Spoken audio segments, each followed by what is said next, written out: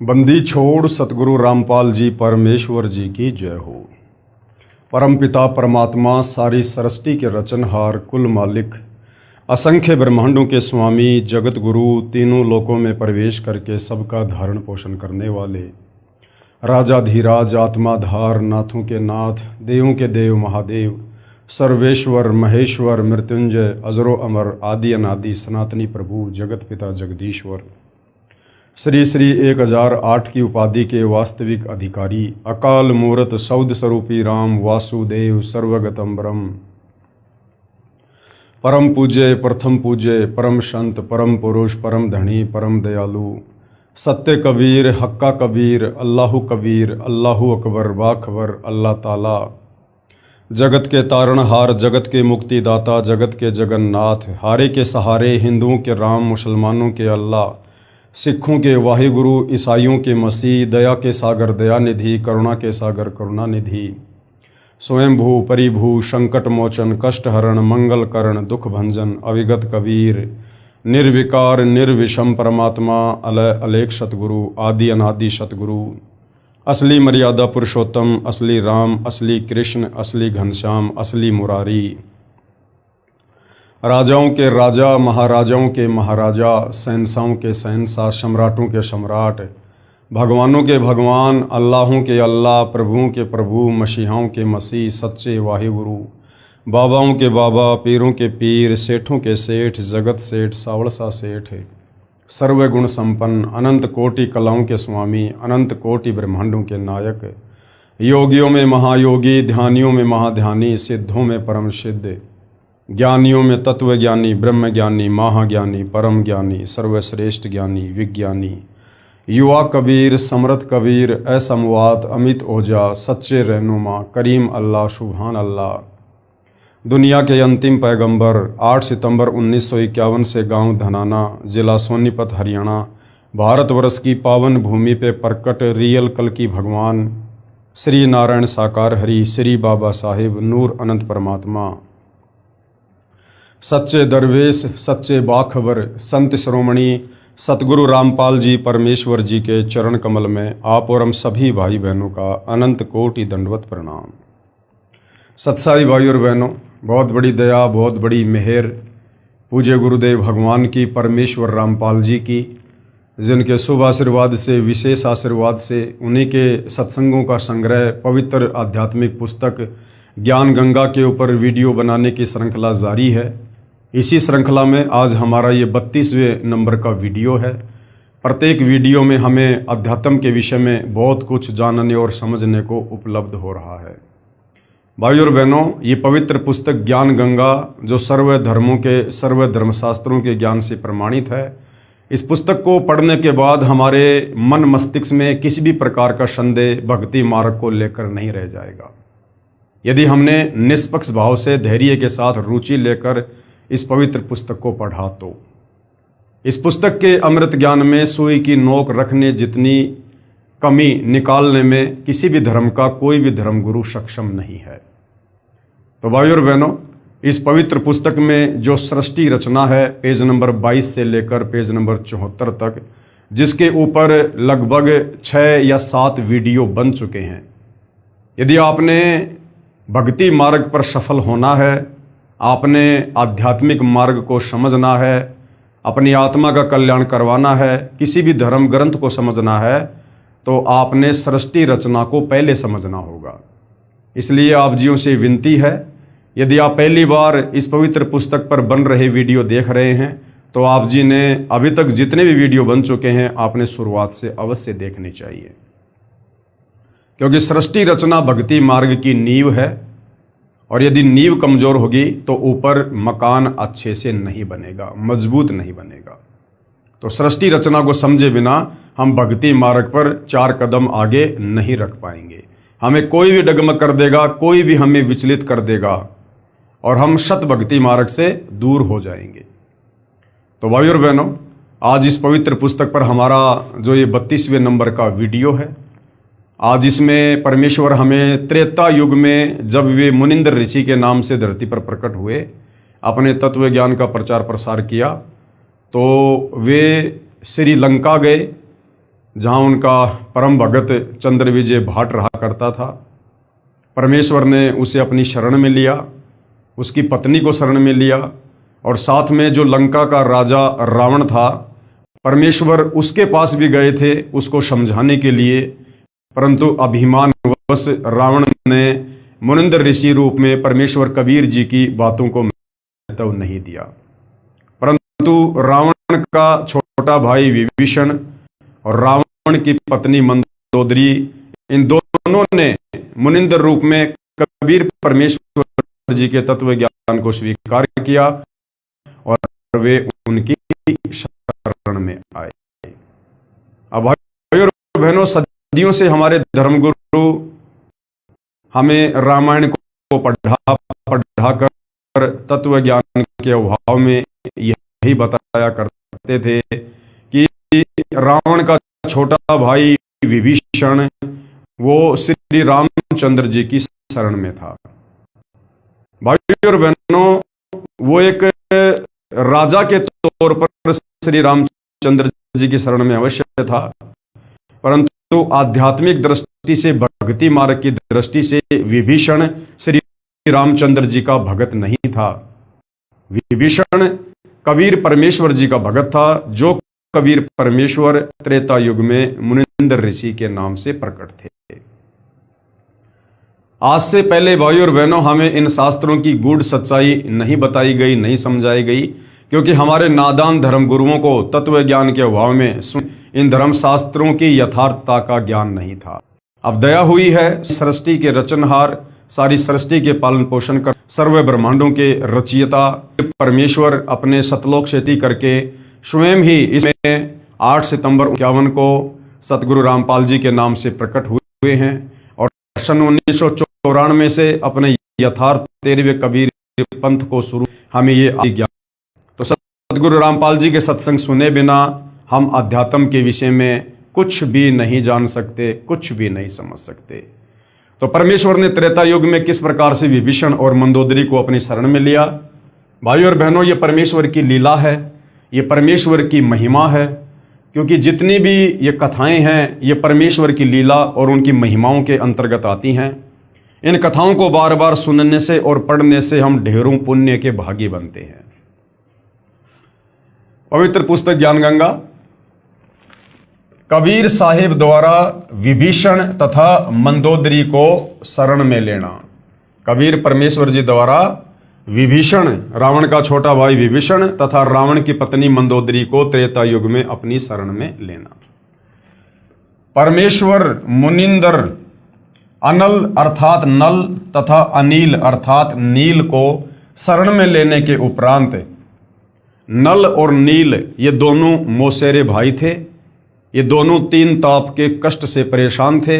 इन दोनों को कबीर परमेश्वर ने त्रेता युग में अपनी शरण में लिया, उनको स्वस्थ किया।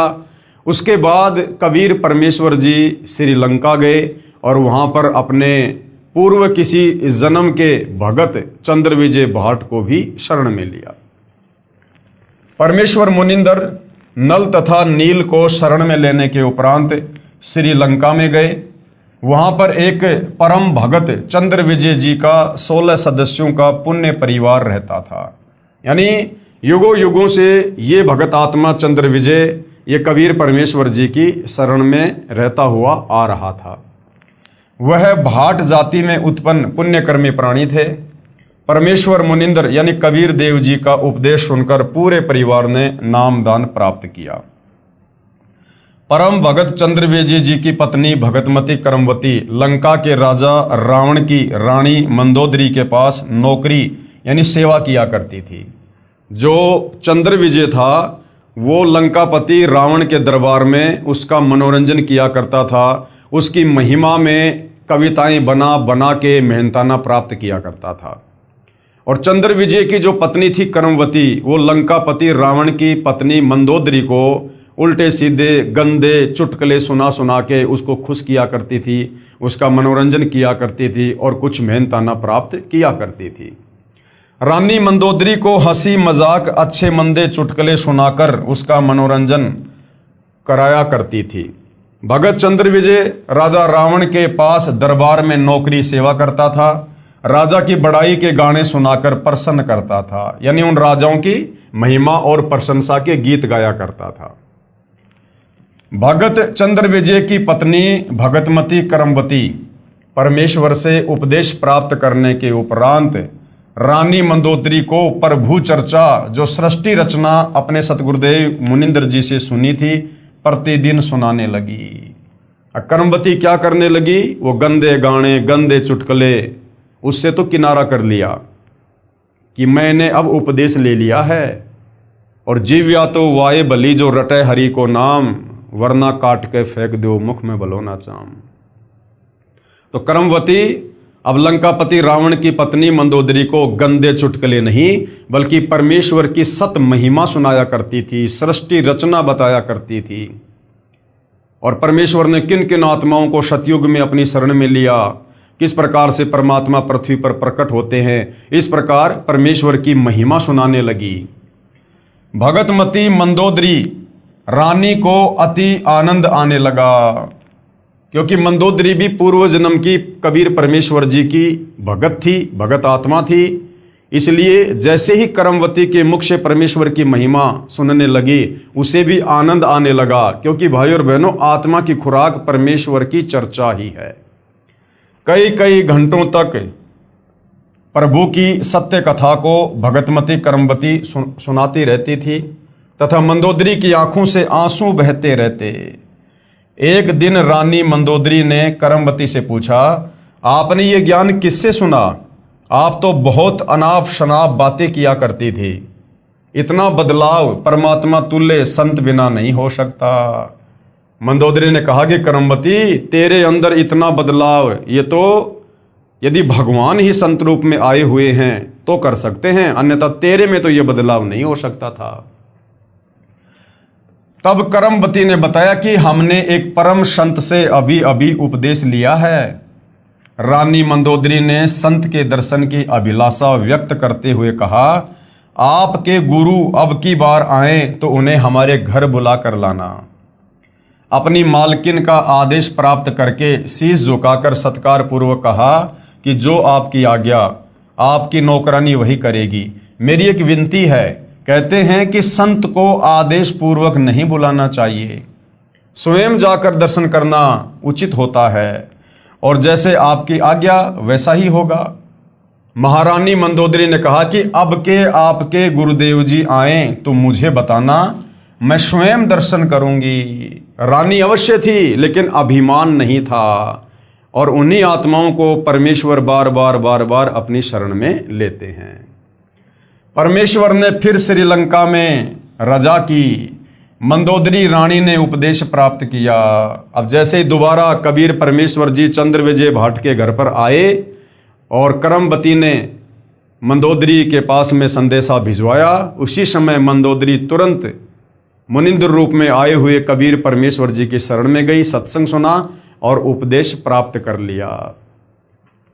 कुछ समय उपरांत अपने प्रिय देवर श्री भगत विभीषण जी को उपदेश दिला दिया, और कुछ ही समय में कबीर परमेश्वर की कथा सुनाकर विभीषण को भी नाम उपदेश के लिए तैयार कर लिया।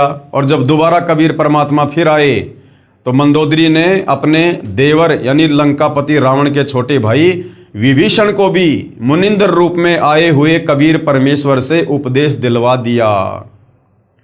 तो विभीषण श्री रामचंद्र जी की आध्यात्मिक दृष्टि से शरण में नहीं था, आध्यात्मिक दृष्टि से कबीर परमेश्वर जी का भगत था। भगतमती मंदोदरी उपदेश प्राप्त करके अहरनिश का मतलब होता है सुबह शाम भगवान के स्मरण में लीन रहने लगी। अपने पति रावण को भी सतगुरु मुनिंद्र जी से उपदेश प्राप्त करने की कई बार प्रार्थना की, परंतु रावण नहीं माना तथा कहा करता था कि मैंने परम शक्ति महेश्वर मृत्युंजय शिव जी की भक्ति की है और इसके तुल्य कोई शक्ति नहीं है, आपको किसी ने बहका दिया। अब रावण को उसके गुरु ने, उस नीम हकीम ने, उस शास्त्र विरुद्ध साधना करवाने वाले गुरु ने शंकर जी को महेश्वर मृत्युंजय अजरो अमर सर्वेश्वर कालज्य कहकर और श्री शिव जी की भक्ति के ऊपर उसको दृढ़ कर रखा था। अन्यथा गुरुदेव भगवान ने बताया कि पुण्यात्माओं, रावण जैसी भक्ति धरती पर कोई नहीं कर सकता अपने इष्ट देव की। 10 बार उसने अपना शीश काटकर अपने इष्ट भगवान शंकर के चरणों में समर्पित कर दिया, लेकिन 2 कारण से रावण मार खा गया। सर्वप्रथम तो उसका अहंकार, और दूसरा उसका जो गुरु था वो तत्व ज्ञानहीन था। उसने शास्त्रों को अच्छे से ना समझकर और शिव जी को ही सर्वश्रेष्ठ परमात्मा साबित करके रावण को उसकी आदि अधूरी भक्ति पर दृढ़ कर दिया। कुछ ही समय उपरांत वनवास प्राप्त श्री सीता जी का अपहरण करके रावण अपने नौलखा बाग में कैद कर लिया। भगतमती मंदोदरी के बार बार प्रार्थना करने से भी रावण ने माता सीता जी को वापस छोड़कर आना स्वीकार नहीं किया। तब भगतमती मंदोदरी जी ने अपने गुरुदेव मुनिंद्र जी से कहा, महाराज जी, मेरे पति ने किसी की औरत का अपहरण कर लिया है और मुझसे सहन नहीं हो रहा है। वह उसे वापस छोड़कर आना किसी कीमत पर भी स्वीकार नहीं कर रहा है। आप दया करो मेरे प्रभु, आज तक जीवन में मैंने ऐसा दुख नहीं देखा। तो कबीर परमेश्वर जी ने क्या कहा कि बेटी, वो कोई आम स्त्री नहीं है जिसको रावण उठा के लाया है, वो अपनी मौत को गले लगा के ले आया। परमेश्वर मुनिंद्र जी ने कहा, बेटी मंदोदरी, ये औरत कोई आम स्त्री नहीं है। श्री विष्णु जी को श्रापवश पृथ्वी पर आना पड़ा है। वे श्री राजा दशरथ के पुत्र रामचंद्र अयोध्यावासी हैं। इनको 14 वर्ष का वनवास प्राप्त है तथा लक्ष्मी जी स्वयं सीता रूप बनाकर इनकी पत्नी रूप में वनवास में थी। उसे रावण एक साधु वेश बनाकर धोखा देकर उठा लाया है। ये स्वयं लक्ष्मी ही सीता जी है। इसे शीघ्र वापस करके क्षमा याचना करके अपने जीवन की भिक्षा याचना रावण करे तो इसी में इसका शुभ है। क्या कहा गुरुदेव ने कि साधु रूप बनाकर और वो सीता का अपहरण करके लाया। अब भाई और बहनों, वैसे तो रावण के प्रारब्ध में लिखा हुआ था, लेकिन और भी बहुत सारे कारण हैं जिस कारण से रावण को इस प्रकार की कुत्ते वाली मौत प्राप्त हुई। उसका पतन हुआ, विनाश हुआ, पूरा कुल जो है वो गर्त हुआ। रावण ने साधु वेश बनाया, संत वेश बनाया और आटा मांगा सीता से। तो 2 गलतियां रावण ने और विशेष की। एक तो रावण ने संत वेश को बदनाम किया, साधु वेश को बदनाम किया, कलंकित किया। जिस संत और साधु वेश में कबीर परमात्मा धरती पर प्रकट होकर हम नादान आत्माओं को तत्व ज्ञान समझाते हैं, उस संत चोले को रावण ने बदनाम किया, जो है वो कलंकित किया। यानी संत चोले की आड़ में उसने सीता को ठगा, अपहरण किया। दूसरा दोष था रावण का कि उसने अन्न देव का अपमान किया, क्योंकि आटा मांगने के बहाने वो सीता को अपहरण करने गया था। उसने अन्न देव का भी अपमान किया। भगतमती मंदोदरी के अनेकों बार प्रार्थना करने से रावण नहीं माना तथा कहा कि वे 2 मस्करे जंगल में घूमने वाले मेरा क्या बिगाड़ सकते हैं। मेरे पास अनगिनत सेना है, मेरे 1 लाख पुत्र तथा 1.25 लाख नाती हैं। मेरे पुत्र मेघनाथ ने स्वर्ग राज इंद्र को पराजित कर उसकी पुत्री से विवाह कर रखा है। 33 करोड़ देवताओं को हमने कैद कर रखा है। तू मुझे उन 2 बेसहारा फिर रहे वनवासियों को भगवान बताकर डराना चाहती है। इस स्त्री को वापस नहीं करूंगा। मंदोदरी ने भक्ति मार्ग का ज्ञान जो अपने पूज्य गुरुदेव से सुना था, रावण को बहुत समझाया। विभीषण ने भी अपने बड़े भाई को समझाया। रावण ने अपने बड़े भाई विभीषण को पीटा तथा कहा कि तू ज्यादा श्री रामचंद्र का पक्षपात कर रहा है, उसी के पास चला जा। एक दिन भगतमती मंदोदरी ने अपने पूज्य गुरुदेव से प्रार्थना की कि हे गुरुदेव, मेरा सुहाग उजड़ रहा है, एक बार आप भी मेरे पति को समझा दो। यदि वह आपकी बात को नहीं मानेगा तो मुझे विधवा होने का दुख नहीं होगा। अपनी बेटी मंदोदरी की प्रार्थना स्वीकार करके राजा रावण के दरबार के सामने खड़े होकर द्वारपालों से राजा रावण से मिलने की प्रार्थना की। द्वारपालों ने कहा, ऋषि जी, इस समय हमारे राजा जी अपना दरबार लगाए हुए हैं। इस समय अंदर का संदेश बाहर आ सकता है, परंतु बाहर का संदेश अंदर नहीं जा सकता। हम विवश हैं। तब पूर्ण प्रभु अंतर्ध्यान हुए तथा राजा रावण के दरबार में प्रकट हो गए। रावण की दृष्टि ऋषि पर गई तो गरज कर पूछा कि इस ऋषि को मेरी आज्ञा बिना किसने अंदर आने दिया? उसे लाकर मेरे सामने कत्ल कर दो। तब परमेश्वर ने कहा, राजन, आपके द्वारपालों ने स्पष्ट मना कर दिया था। उन्हें पता नहीं कि मैं कैसे अंदर आ गया। रावण ने पूछा कि तू अंदर कैसे आया? तू तड़ाके से बात कर रहा था संतों के साथ में, तू तड़ाके से, इतना अभिमान था। तब पूर्ण प्रभु मुनिंदर वेश में अदृश्य होकर पुनः प्रकट हो गए तथा कहा कि मैं ऐसे आ गया। रावण ने पूछा कि आने का कारण बताओ। तब प्रभु ने कहा कि आप योद्धा होकर एक अबला का अपहरण कर लाए हो। ये आपकी शान और सूरवीरता के विपरीत है। ये कोई आम औरत नहीं है, ये स्वयं लक्ष्मी जी अवतार हैं। श्री रामचंद्र जी जो इनके पति हैं, वे स्वयं विष्णु हैं। इसे वापस करके अपने जीवन की भिक्षा मांगो, इसी में आपका श्रेय है। इतना सुनकर तमोगुण यानी भगवान शिव का उपासक रावण क्रोधित होकर नंगी तलवार लेकर सिंहासन से दहाड़ता हुआ कूदा तथा उस नादान प्राणी ने तलवार के अंधाधुंध 70 वार ऋषि जी को मारने के लिए किए। परमेश्वर मुनिंदर जी ने एक झाड़ू की सीख हाथ में पकड़ी हुई थी, उसको ढाल की तरह आगे कर दिया। रावण के 70 वार उस नाजुक सीख पर लगे। ऐसे आवाज हुई जैसे लोहे के खंभे पिलर पर तलवार लग रही हो। सीख टस से मस नहीं हुई। रावण को पसीने आ गए, फिर भी अपने अहंकार वश नहीं माना। ये तो जान लिया कि ये कोई आम ऋषि नहीं है। कहा कि मैंने आपकी एक भी बात नहीं सुननी है, आप जा सकते हैं। परमेश्वर अंतर्ध्यान हो गए। अब मूर्खों के पीछे क्या माथा मारे परमात्मा। परमेश्वर वहां से अंतर्ध्यान हो गए तथा मंदोदरी को सारा वृत्तांत सुनाकर प्रस्थान किया। रानी मंदोदरी ने कहा, गुरुदेव, अब मुझे विधवा होने का कोई कष्ट नहीं होगा। श्री रामचंद्र व रावण का युद्ध हुआ, रावण का वध हुआ। जिस लंका के राज्य को रावण ने तमोगुण भगवान शिव की कठिन साधना करके 10 बार शीश न्योछावर करके प्राप्त किया था, वह क्षणिक सुख भी रावण का चला गया तथा नरक का भागी हुआ। इसके विपरीत पूर्ण परमात्मा के सतनाम साधक विभीषण को बिना कठिन साधना किए पूर्ण प्रभु की कृपा से लंका देश का राज्य भी प्राप्त हुआ। हजारों वर्षों तक विभीषण ने लंका का राज्य का सुख भोगा तथा प्रभु कृपा से राज्य में पूर्ण शांति रही। सभी राक्षस वृत्ति के व्यक्ति विनाश को प्राप्त हो चुके थे और भगतमती मंदोदरी तथा भगत विभीषण तथा परम भगत चंद्र विजय जी के परिवार के पूरे 16 सदस्य तथा अन्य जिन्होंने पूर्ण परमेश्वर का उपदेश प्राप्त करके आजीवन मर्यादावत सतभक्ति की, वे सर्व साधक यहाँ पृथ्वी पर भी सुखी रहे तथा अंत समय में परमेश्वर के विमान में बैठकर सतलोक शाश्वत स्थान में चले गए।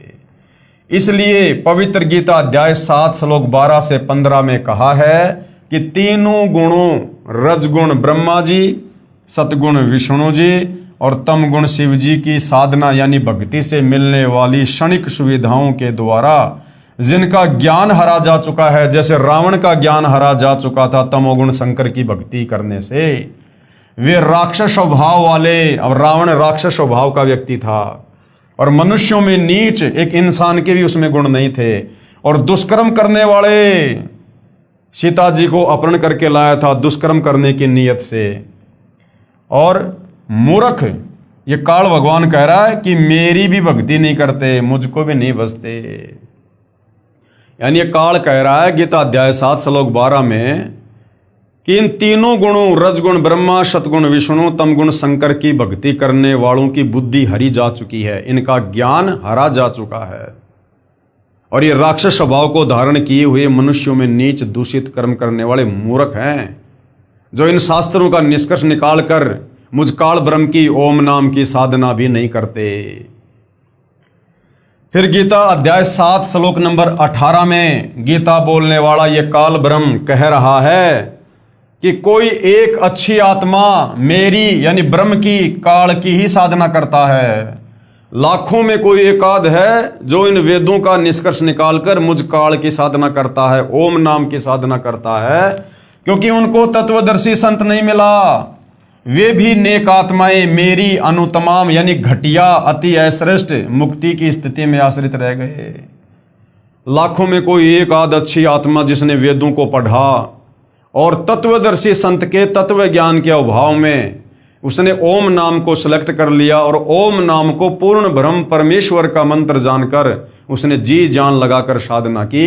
लेकिन ओम नाम तो इस काल का है जो वेद और गीता में है, और अंत में वो आत्मा भी जन्म और मरण में काल कह रहा है कि वो मेरी अनुतमाम यानी घटिया साधना में ही लगा रहता है, क्योंकि उसे पता नहीं कि ये ओम नाम इस काल का है, ना कि पूर्ण परमात्मा का। वे भी पूर्ण मुक्त नहीं हैं।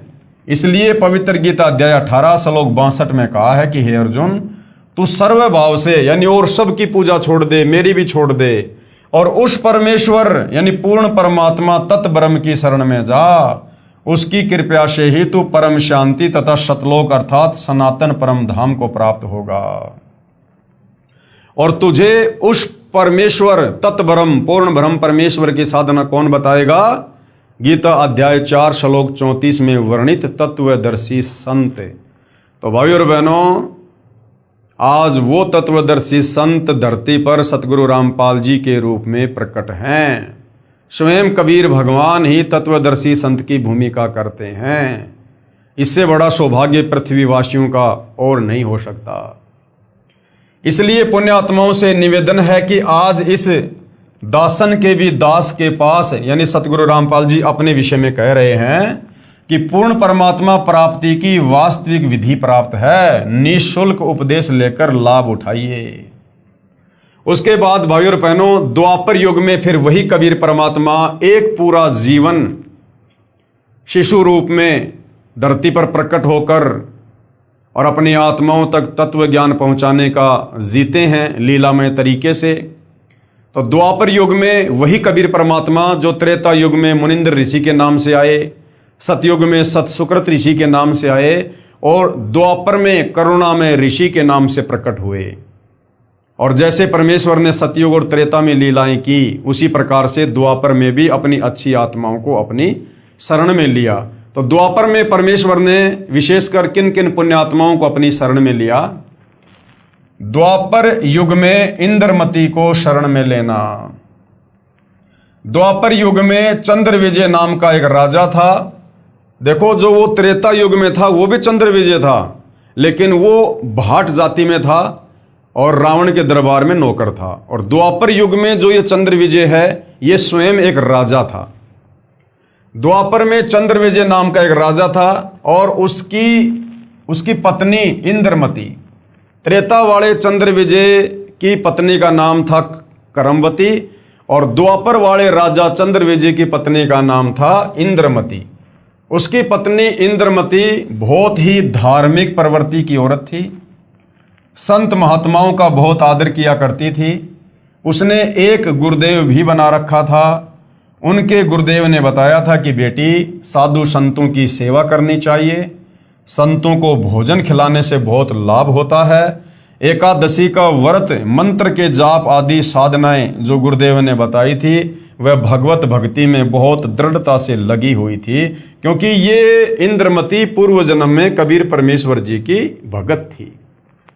गुरुदेव ने बताया था कि संतों को भोजन खिलाया करेगी तो तू आगे भी रानी बन जाएगी। यानी रानी इंद्रमती का जो गुरु था, जिसको शास्त्र विधि अनुसार साधना का नहीं पता था, वो इंद्रमती को इस प्रकार की साधना पर लगा के रखा हुआ था और कहा तुझे स्वर्ग प्राप्ति होगी। रानी ने सोचा कि प्रतिदिन एक संत को भोजन अवश्य खिलाया करूंगी। उसने ये प्रतिज्ञा मन में ठान ली कि मैं खाना बाद में खाया करूंगी, पहले संत को खिलाया करूंगी, इससे मुझे याद बनी रहेगी, कहीं मुझे भूल ना पड़ जाए। रानी प्रतिदिन पहले एक संत को भोजन खिलाती, फिर स्वयं खाती और वर्षों से ये क्रम चल रहा था। अब एक समय क्या हुआ, हरिद्वार में कुंभ के मेले का संयोग हुआ। जितने भी ये त्रिगुण माया के उपासक संत थे। ये ब्रह्मा विष्णु महेश के जितने भी भगत थे, सभी गंगा में स्नान करने के लिए, पर्व लेने के लिए प्रस्थान कर गए। इस कारण से कई दिन रानी को भोजन कराने के लिए कोई संत नहीं मिला। रानी इंद्रमती ने स्वयं ही भोजन नहीं किया, स्वयं भी उसने भोजन नहीं किया। चौथे दिन अपनी बांदी से कहा कि बांदी देख ले कोई संत मिल जाए तो, नहीं तो आज तेरी रानी जीवित नहीं रहेगी।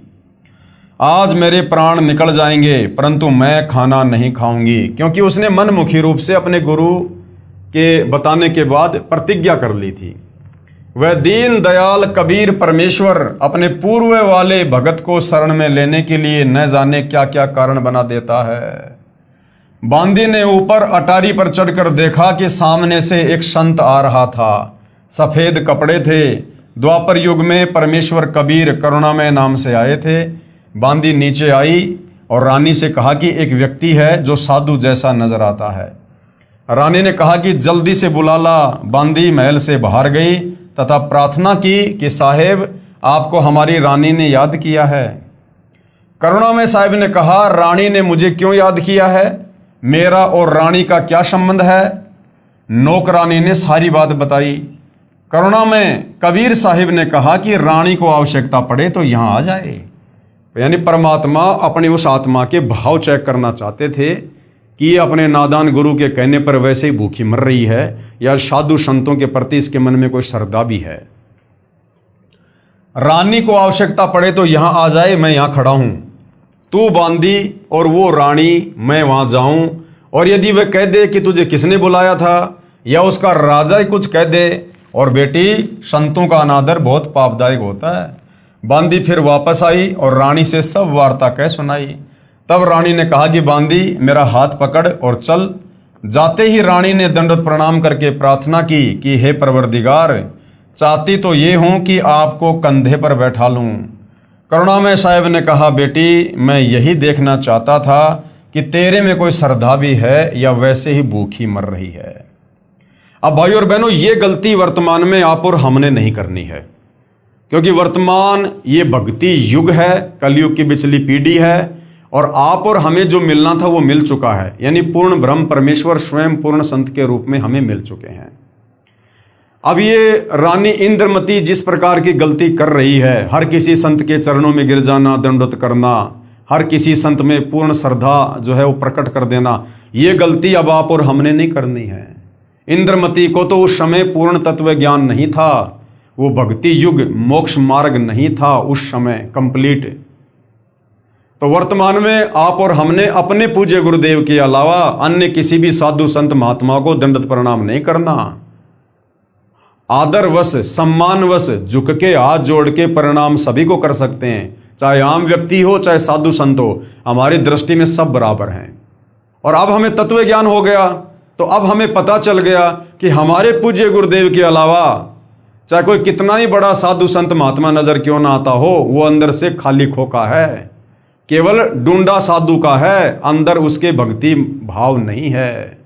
वो शास्त्र विरुद्ध साधना ही करता हुआ मिलेगा, चाहे कितना भी उच्च कोटि का माना हुआ संत क्यों ना दिखाई दे।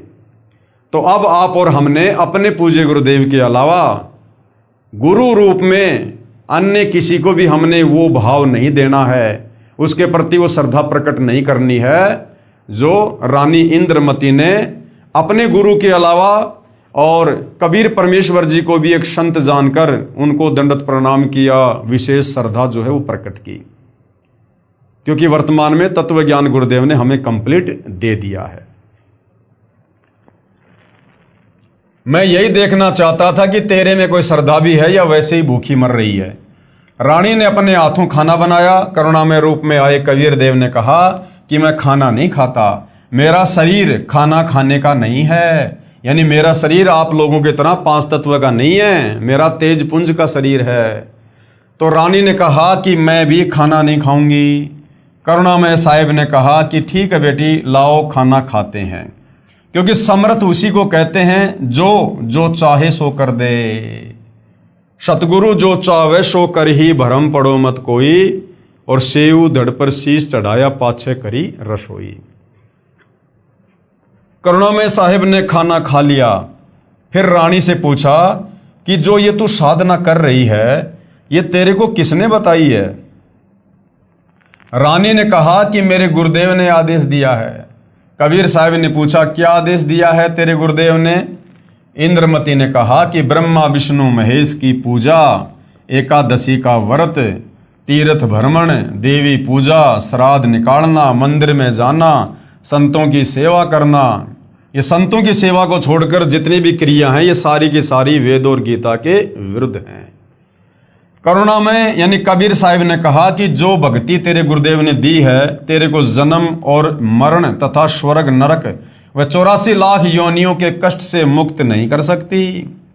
रानी ने कहा कि महाराज जी जितने भी संत हैं अपनी अपनी प्रभुता आप ही बनाने आते हैं, मेरे गुरुदेव के बारे में कुछ नहीं कहोगे, मैं चाहे मुक्त हूं या ना हूं। अब करुणा में यानी कबीर साहिब सोचते हैं कि इस भोले जीव को कैसे समझाएं। इन्होंने जो पूंछ पकड़ ली उसको छोड़ नहीं सकते, मर सकते हैं। करुणामय साहिब ने कहा कि बेटी वैसे तो तेरी इच्छा है, मैं निंदा नहीं कर रहा। क्या मैंने आपके गुरुदेव को गाली दी है या कोई बुरा कहा है? मैं तो भक्ति मार्ग बता रहा हूं कि यह भक्ति शास्त्रों के विरुद्ध है, तुझे पार नहीं होने देगी और न ही तेरा कोई आने वाला कर्म दंड कटेगा। और सुन ले फिर क्या कहा परमात्मा जी ने इंद्रमती को, और सुन ले आज से तीसरे दिन तेरी मृत्यु हो जाएगी, ना तेरा गुरु बचा सकेगा और ना तेरी ये नकली भक्ति बचा सकेगी। जब मरने की बारी आती है फिर जीव को डर लगता है, वैसे तो नहीं मानता। अब रानी ने सोचा कि संत झूठ नहीं बोलते, कहीं ऐसा ना हो कि मैं परसों ही मर जाऊं। इस डर से करुणामय साहिब से पूछा कि साहिब क्या मेरी जान बच सकती है? कबीर साहिब जो करुणामय ऋषि के रूप में थे उन्होंने कहा कि बच सकती है, अगर तू मेरे से उपदेश लेगी, मेरी शिष्या बनेगी और पिछली पूजाएं त्यागेगी। यानी तेरे पिछले गुरु ने तेरे को जो भी पूजा पाठ भक्ति जंत्र मंत्र व्रत बताए हैं तो उन्हें सबको त्यागना पड़ेगा। जैसा तुझे मैं कहूंगा वैसे ही भक्ति करनी पड़ेगी, तो तेरी जान बच सकती है। इंद्रमती ने कहा मैंने सुना है कि गुरुदेव नहीं बदलना चाहिए, पाप लगता है। कबीर साहिब यानी करुणामय जी ने कहा नहीं पुत्री, ये भी तेरा भ्रम है। एक डॉक्टर से दवाई ना लगे तो क्या दूसरे से नहीं लेंगे? एक 5वीं कक्षा का अध्यापक होता है, फिर एक उच्च कक्षा का अध्यापक होता है। बेटी अगली कक्षा में जाना होगा, क्या सारी उम्र 5वीं कक्षा में ही लगी रहेगी? इसको छोड़ना पड़ेगा। तू अब आगे की पढ़ाई पढ़, मैं पढ़ाने आया हूं। वैसे तो नहीं मानती, परंतु मृत्यु दिखने लगी कि संत कह रहा है तो सही बात हो, कहीं बात बिगड़ ना जाए। ऐसा विचार करके इंद्रमती ने कहा कि जैसे आप कहोगे मैं वैसे ही करूंगी। करुणा में यानी कबीर साहिब ने उपदेश दिया और कहा कि तीसरे दिन मेरे रूप में काल आएगा, तो उससे बोलना मत। जो मैंने नाम दिया है 2 मिनट तक इसका जाप करना, 2 मिनट के बाद उसको देखना है, उसके बाद सत्कार करना। वैसे तो गुरुदेव आए तो अतिशीघ्र चरणों में गिर जाना चाहिए, ये मेरा केवल इस बार आदेश है। रानी ने कहा ठीक है। अब भाई और बहनों, एक सत्संग में गुरुदेव ने बताया कि काल का जो काम है वो है त्रिकुटी पर। इस पृथ्वी पर काल नहीं आता है, यहाँ तो उसके छोटी मोटी शक्तियाँ ये ब्रह्मा विष्णु महेश भैरव भूत बेताल यही काफ़ी हैं। काल का असली बखेड़ा शुरू होता है त्रिकुटी पर। जब हम शरीर छोड़कर त्रिकुटी पर जाएंगे उस समय काल अपना दाव लगाएगा हमें डगमग करने के लिए, विचलित करने के लिए। तो यहां पर गुरुदेव ने कहा ना कि परसों मेरे रूप में यानी तेरे गुरु के रूप में काल आएगा, तो कबीर परमेश्वर की स्वयं की ही लीला थी, ये काल नहीं आया। कबीर परमात्मा ने स्वयं ही काल का रूप धारण किया और इंद्रमती के पास में आया। इसका रीजन आपको आगे पता चलेगा। अगर परमात्मा इस प्रकार का झटका ना देते तो इंद्रमती को ये वहम हो जाता कि मेरी कोई मृत्यु नहीं होनी थी तीसरे दिन, और धन के चक्कर में, पैसे के चक्कर में, क्योंकि मैं रानी हूं ना, इसलिए मेरे को इस महाराज जी ने, करुणामय जी ने मूर्ख बना दिया। मेरी कोई मृत्यु नहीं होनी थी। इसलिए परमेश्वर ने उस आत्मा को दृढ़ करने के लिए काल के रूप में आकर झटका देना था। अब रानी को तो चिंता बनी हुई थी, श्रद्धा से जाप कर रही थी। कबीर साहिब करुणामय साहिब का रूप बनाकर गुरुदेव रूप में काल आया आवाज लगाई, इंद्रमती इंद्रमती। अब उसको तो पहले ही डर था, सुमरण करती रही थी, काल की तरफ नहीं देखा। 2 मिनट के बाद जब देखा तो काल का स्वरूप बदल गया। काल का ज्यों का त्यों चेहरा दिखाई देने लगा। कर्णों में साहिब का स्वरूप नहीं रहा। जब काल ने देखा कि तेरा तो स्वरूप ही बदल गया, वो जान गया कि इसके पास कोई शक्ति युक्त मंत्र है। ये कहकर चला गया कि तुझे फिर देखूंगा, अब तो बच गई। रानी बहुत खुश हुई, फूली नहीं समाई। कभी अपनी बांदियों को कहने लगी कि मेरी मृत्यु होनी थी, मेरे गुरुदेव ने मुझे बचा लिया। राजा के पास गई तथा कहा कि आज मेरी मृत्यु होनी थी, मेरे गुरुदेव ने रक्षा कर दी, मुझे लेने के लिए काल आया था। अब राजा कहाँ इन बातों पर इतना ज्यादा गौर करे। राजा ने कहा कि तू ऐसे ड्रामे करती रहती है, काल आता तो क्या तुझे छोड़ जाता? ये सब संत बहका देते हैं। अब इस बात को वह कैसे माने? खुशी खुशी में रानी लेट गई। कुछ देर के बाद सरप बनकर काल फिर आया और रानी को डस लिया। जो ही सरप ने डसा, रानी को पता चल गया। रानी जोर जोर से चिल्लाई, मुझे सांप ने डस लिया। नौकर भागे। देखते ही देखते एक मोरी, पानी निकालने का छोटा छिद्र, उसमें से वह सरप निकल गया। अपने गुरुदेव को पुकार कर रानी बेहोश हो गई। करुणा में यानी कबीर साहिब वहां प्रकट हो गए। लोगों को दिखाने के लिए मंत्र बोला। वे तो बिना मंत्र भी जीवित कर सकते हैं, किसी जंत्र मंत्र की आवश्यकता नहीं। इंद्रमती को जीवित कर दिया। रानी ने बड़ा शुक्र मनाया कि हे बंदी छोड़, यदि आज आपकी शरण में नहीं होती तो मेरी मृत्यु हो जाती। साहिब ने कहा कि इंद्रमती, इस काल को तो मैं तेरे घर में भी घुसने नहीं देता, तेरे पर यह हमला भी नहीं कर सकता, परंतु तुझे विश्वास नहीं होता और तू ये सोचती कि मेरे ऊपर कोई आपत्ति नहीं आनी थी। गुरुजी ने मुझे बहका कर नाम दे दिया, इसलिए तेरे को थोड़ा सा झटका दिखाया है, नहीं तो बेटी तेरे को विश्वास नहीं होता। क्या कह रहे हैं परमात्मा? इसलिए तेरे को थोड़ा सा झटका दिखाया है। यानी अपनी तरफ से कबीर परमात्मा ने काल का रूप बनाकर, वो सरप का रूप बनाकर, ये सारा का सारा झटका इंद्रमती को दृढ़ करने के लिए परमात्मा ने स्वयं ही दिया। और परमात्मा कहते हैं, धर्मदास यहाँ घना अंधेरा और बिन परचे जीव जम का चेहरा, कि धर्मदास इस काल के लोक में बहुत ज्यादा अज्ञान रूपी अंधेरा है। बिन परचे जीव जम का चेहरा, जब तक इस प्राणी को कोई छोटा मोटा चमत्कार ना दिखाया जाए तब तक ये काल का चेला बना रहता है, बात नहीं मानता संतों की। कबीर साहेब अर्थात करुणामय जी ने कहा कि अब जब मैं चाहूंगा तब तेरी मृत्यु होगी। गरीबदास जी कहते हैं, गरीब काल डरे करतार से। ये जो 21 ब्रह्मांड का स्वामी, ब्रह्मा विष्णु महेश का पिता, कहते हैं ये भी कबीर परमात्मा जी से डरता है। और जय जय जय जगदीश। और जोरा जोड़ी झाड़ती, जोरा यानी मौत, मौत उस कबीर परमेश्वर के दरबार में उस कबीर परमेश्वर की जूतियां झाड़ती है। और पग रज डारे शीस, और जो धूल है कबीर परमेश्वर के जूतियों की, उनके चरणों की, ये मौत अपने शीस पर डालती है। यानी ये दोनों, ये काल और मौत, ये कबीर परमेश्वर जी के नौकर हैं, नौकर।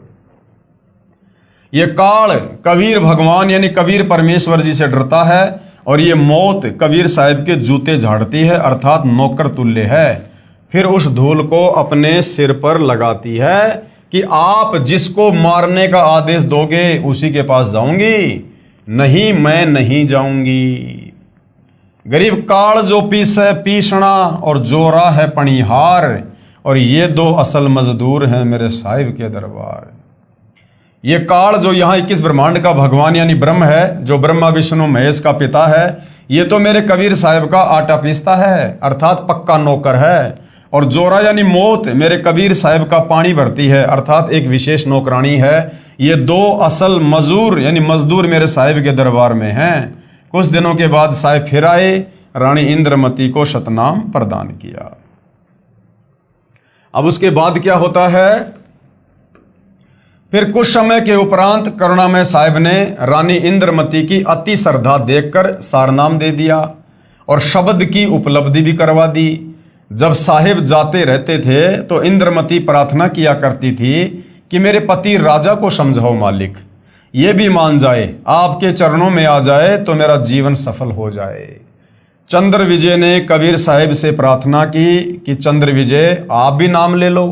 ये 2 दिन का राज और ठाट है, फिर 84 लाख योनियों में प्राणी चला जाएगा। चंद्रविजय ने कहा कि भगवान मैं तो नाम लूँ नहीं और आपकी शिष्या को मना करूँ नहीं, चाहे सारे खजाने को ही दान करो, चाहे किसी प्रकार का सत्संग करवाओ, मैं मना नहीं करूँगा। कबीर साहिब यानी करुणामय जी ने पूछा, आप नाम क्यों नहीं लोगे? चंद्रविजय राजा ने कहा कि मैंने तो बड़े बड़े राजाओं की पार्टियों में जाना पड़ता है। तो करुणामय यानी कबीर साहिब जी ने कहा कि पार्टियों में जाने में नाम का क्या वादा करेगा? सभा में जाओ, वहाँ काजू खाओ, दूध पी लो, शरबत जूस पी लो, शराब मत प्रयोग करो, शराब पीना महापाप है। परंतु राजा नहीं माना। रानी की प्रार्थना पर करुणामय यानी कबीर साहिब ने राजा को फिर समझाया कि नाम के बिना ये जीवन ऐसे ही व्यर्थ हो जाएगा, आप नाम ले लो। राजा ने फिर कहा कि गुरुजी मुझे नाम के लिए मत कहना, आपकी शिष्या को मैं मना नहीं करूंगा, चाहे कितना ही दान करे, कितना ही सत्संग करवाए। साहिब ने कहा कि बेटी इस 2 दिन के सुख को देखकर इसकी बुद्धि भ्रष्ट हो चुकी है, तू प्रभु के चरणों में लगी रह, अपना आत्म कल्याण करवा। या कोई किसी का पति नहीं, कोई किसी की पत्नी नहीं, 2 दिन का संबंध है, अपना कर्म बना बेटी।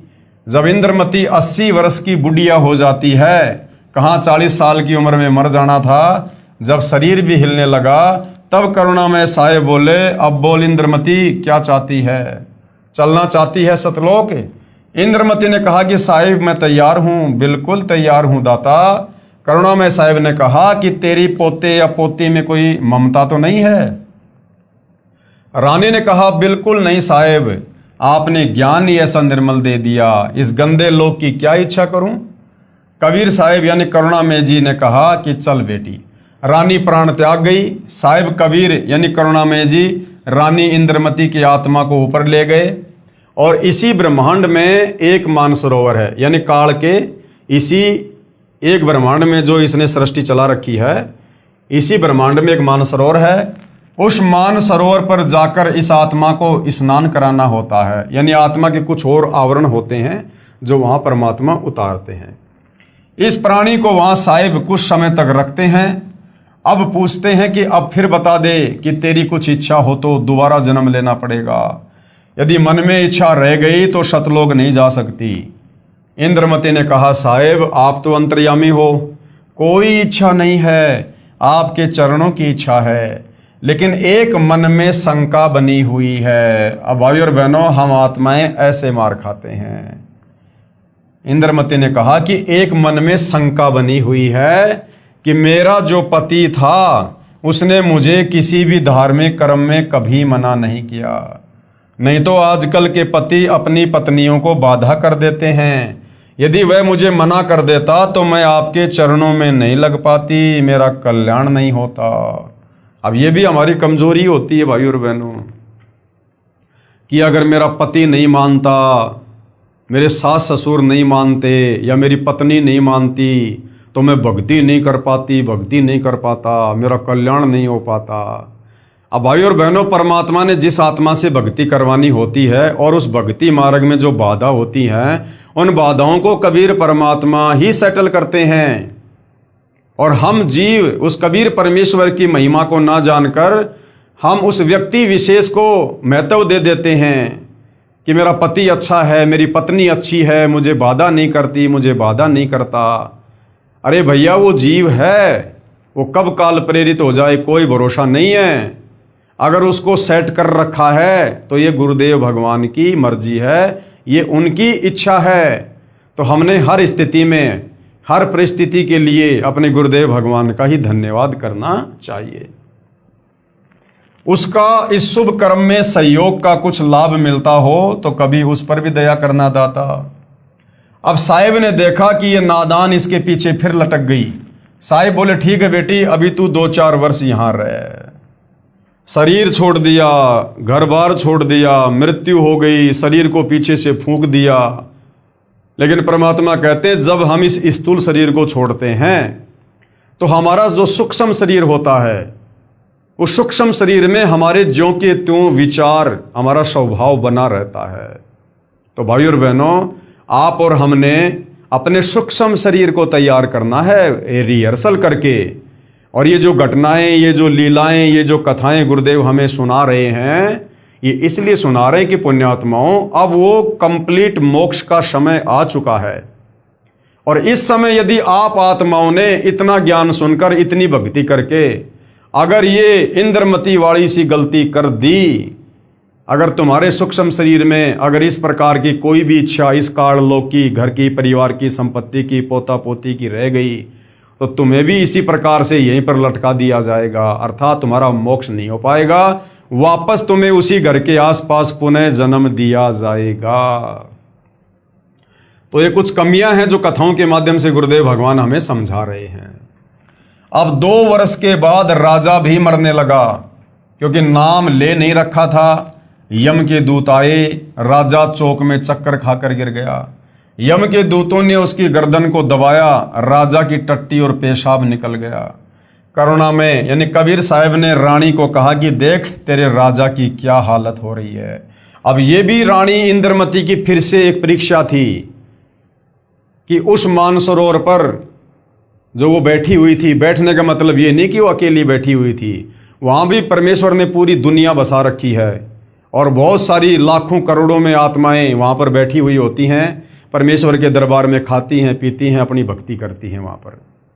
तो वहाँ से इंद्रमती को कबीर भगवान ने दिखाया कि देख तेरे राजा की क्या हालत हो रही है। परमात्मा ने उसको दिव्य दृष्टि दे दी और रानी देख रही है कि यम के दूत तेरे राजा का गला दबा दबा के उसके प्राण शरीर से निकाल रहे हैं और राजा बेहोश होकर जमीन पे पड़ा, टट्टी पेशाब निकल रही है। परमात्मा चेक करना चाह रहे थे कि अब 2 साल के बाद भी इस बेटी के मन में अपने उस राजा के प्रति, अपने पति के प्रति कोई मोह ममता, कोई भाव है क्या। तो परमात्मा ने देखा कि ज्यों का त्यों है। रानी द्रवित हो गई और कहने लगी, हे भगवान देख लो, अगर इस शुभ कर्म में किया गया उसका कोई सहयोग हो तो परमात्मा देख लो, उस पर भी रजा कर दो। वहां से साहिब दिखा रहे हैं। तब रानी ने कहा कि देख लो दाता, यदि उसका भक्ति में सहयोग का कोई फल बनता हो तो दया कर लो। रानी को फिर भी थोड़ी सी ममता बनी थी। साहिब कबीर यानी करुणामय ने सोचा कि ये फिर कालजाल में फंसेगी। ये सोचकर मानसरोवर से वहां गए जहां राजा चंद्र विजय अपने महल में अचेत पड़ा था। यमदूत उसके प्राण निकाल रहे थे। कबीर साहिब के आते ही यमदूत ऐसे आकाश में उड़ गए जैसे मुर्दे से गिद्ध उड़ जाते हैं। चंद्र विजय होश में आ गया। सामने करुणामय साहिब खड़े थे। केवल चंद्र विजय को दिखाई दे रहे थे, किसी अन्य को दिखाई नहीं दे रहे थे। चंद्र विजय चरणों में गिरकर याचना करने लगा, मुझे क्षमा कर दो दाता। और जब दाता समझाया करता था उस समय तो अपने आप में फन्ने खां बन रहा था कि मैं नहीं करता भक्ति, मुझे तो पार्टियों में जाना पड़ता है, अपनी रानी से भक्ति करवाओ। और जब यम के दूतों ने घेर लिया, प्राण निकालने लगे, मारने लगे, और जब वहां पर कबीर परमात्मा जी प्रकट हुए तो चंद्र विजय चरणों में गिरकर याचना करने लगा, मुझे क्षमा कर दो दाता, मेरी जान बचाओ। क्योंकि अब उसने देखा कि तेरी जान जाने वाली है। आसपास में सैनिक खड़े थे, बॉडीगार्ड खड़े थे, कोई कुछ नहीं कर पा रहा था। क्योंकि यम के दूत औरों को दिखाई नहीं देते, जब प्राण निकालने आते हैं उसी को दिखाई देते हैं। जब इस जीव की आंख खुलती है कि ये तो बात बिगड़ गई, उस समय जीव चेतता है, मुझे क्षमा कर दो दाता, मेरी जान बचा लो मालिक। कबीर साहिब ने कहा, राजा आज भी वही बात है, उस दिन भी वही बात थी, नाम लेना होगा। राजा ने कहा, मैं नाम ले लूंगा जी, अभी ले लूंगा नाम। कबीर साहिब ने नाम उपदेश दिया तथा कहा कि अब मैं तुझे 2 वर्ष की उम्र दूंगा, यदि इसमें एक श्वास भी खाली चला गया तो फिर कर्म दंड रह जाएगा। कबीर जीवन तो थोड़ा ही भला, जय सत सुमरण हो, लाख बरस का जीव ना लेख धरे न को। इस काल के लोक से निकलना है तो लंबी उम्र की परमात्मा से उम्मीद मत करना। अब भाई और बहनों विचार करो, आप और हमने इस वहम में नहीं रहना है कि भाई इस कलयुग में 100 साल की उम्र होती है और मैं तो भगत हूं, मैंने तो उल्टा सीधा खाना पीना सब छोड़ दिया, मैं तो 100 साल तक आराम से जिंदा रहूंगा, स्वस्थ रहूंगा। आप और हमने तो यहां से बाहर निकलने का जल्द से जल्द प्रयास करना है। उम्र नहीं देखनी कि अभी तो मेरी 40 साल उम्र है, अभी तो मेरी 50 साल उम्र है। अरे बूढ़ा होके मरना कोई जरूरी थोड़ी होता है, जरूरी थोड़ी कि बुढ़ापे में मोक्ष होगा। अगर आपकी सच्ची नीयत, सच्ची लगन है और सतलोक जानने की तड़फ है, तो परमात्मा फिर उम्र नहीं देखता है। कोई भी बहाना बनाकर परमात्मा भगत की सहज में मृत्यु कर देगा। सहज मृत्यु, अकाल मृत्यु नहीं, सहज मृत्यु। प्राण छुड़वा देगा परमात्मा, भगत को पता भी नहीं चलेगा और सतलोक ले जाएगा। जीवन तो थोड़ा ही भला जय सत सुमरण होए।